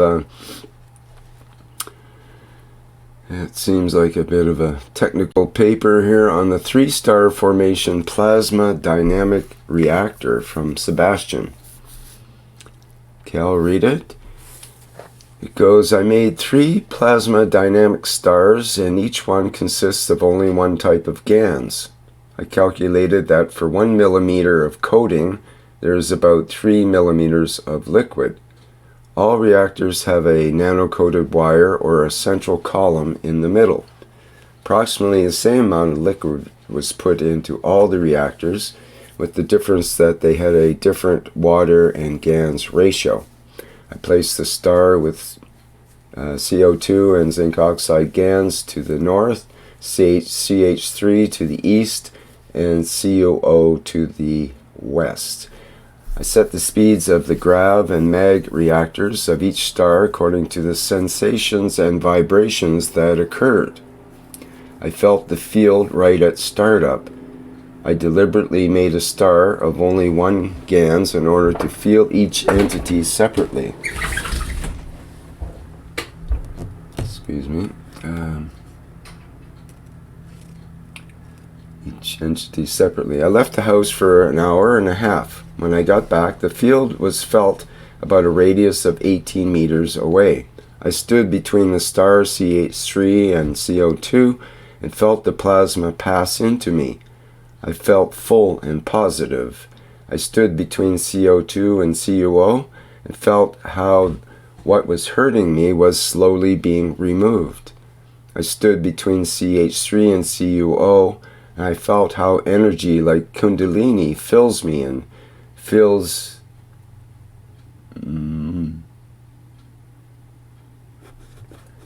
I don't know, it's a strange word. It fills me and fills me something. I pulled away.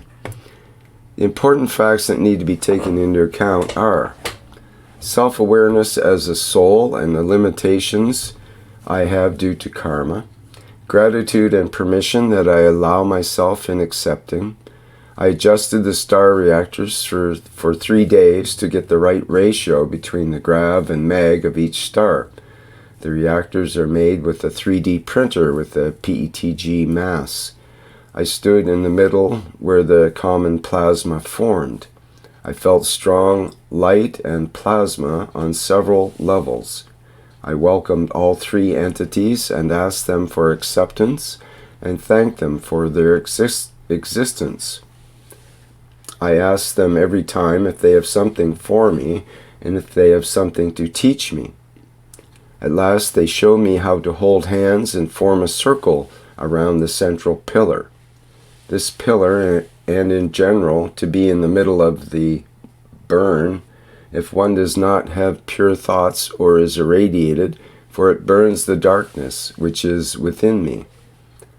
I am just not afraid of that because I've felt it many times before. This plasma works on me, but not on my soul. I feel light on my soul. I feel it on my body and on my emotions. I designed and assembled this system for the purpose of meditation, plasma learning, and light propagation in general. When I have no clear thoughts or too much thirst at once, some reactor stops a bit and goes off balance. I'm aware of this. I am correcting and settling. Plasma and entities accept me and allow me to manipulate it. When I sit down in between, I immediately relax and my thoughts calm down immediately. I meditate and direct the plasma and light where it is needed on Earth and with all the beings who need it. When I asked the plasma if it could be shared with beings in need of love or health, it worked, but limited. I realized that this action was violent and I changed my mind. I asked if you work with people and beings who want or need health or love, with those who accept it, and a channel was immediately created. In the past, I shared love with someone black who didn't accept it and made a blockage on my arm. I have learned that you cannot force love. If it accepts, okay. If not, the plasma field is growing every day, and currently the radius is 30 meters. The entities allow me to have this field at home and also to share this knowledge. Well, that's interesting. So that's the latest 2 testimonials from the Testimonials website.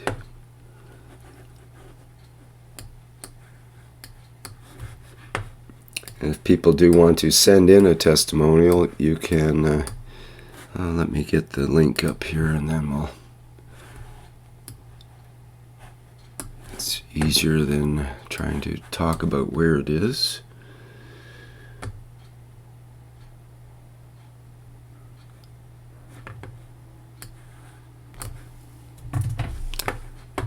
Okay, I'll put the link in the chat for the testimonials where you can submit your testimonial. And let me do that for the live stream as well.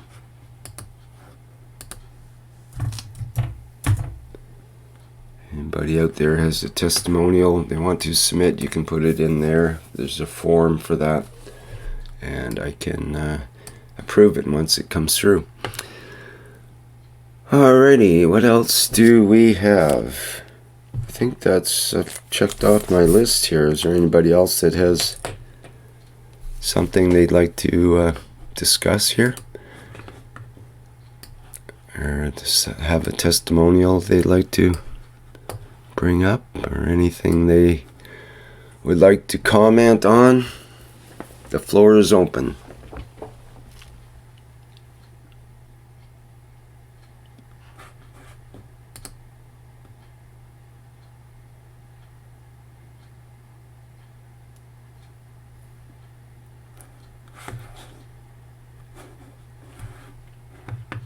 Okay, well, it seems like that we're having a minute of silence here. So I'm assuming everyone is satisfied and has had enough testimonials for now.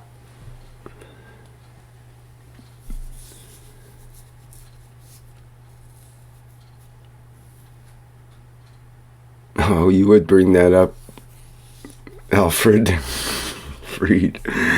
He says there's a lot of testimonials left from last month. I think we did have a bunch in the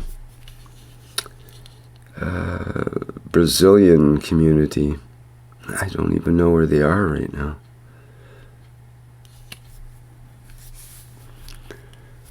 I think maybe we could let them go until next month, seeing that we've had so many today.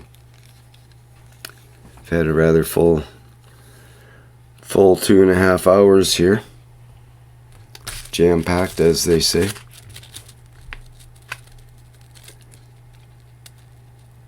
I think it'd be better to move along and carry on our day.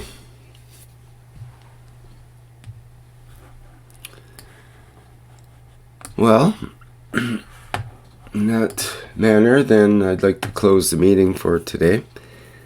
And so this has been the 70th public meeting for testimonials. That means basically 70 weeks, or 70 months, months in a row. That's got to be, let me see, 5. It's coming up on 6 years. That's a lot of testimonials. And we probably only covered 10% of the actual testimonials that are out there somewhere.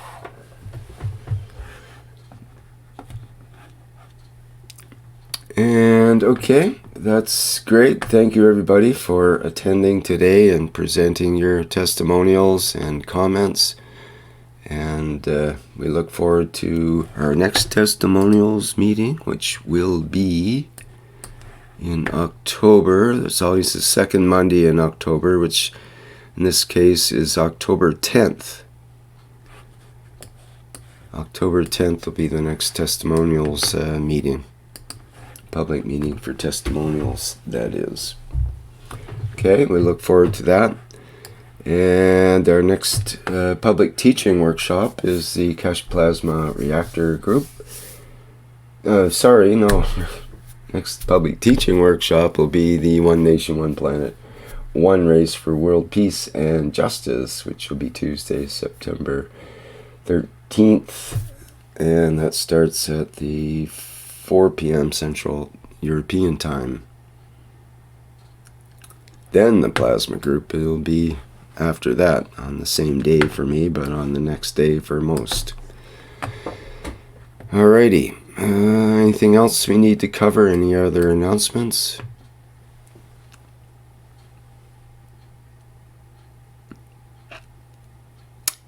Okay, over and out. Thank you very much, everyone. And we'll go out with our usual Flight Enhancement Spaceship Unit music version for a little action before we, little dance action before we say goodbye. All right, take care everyone. See you next time around.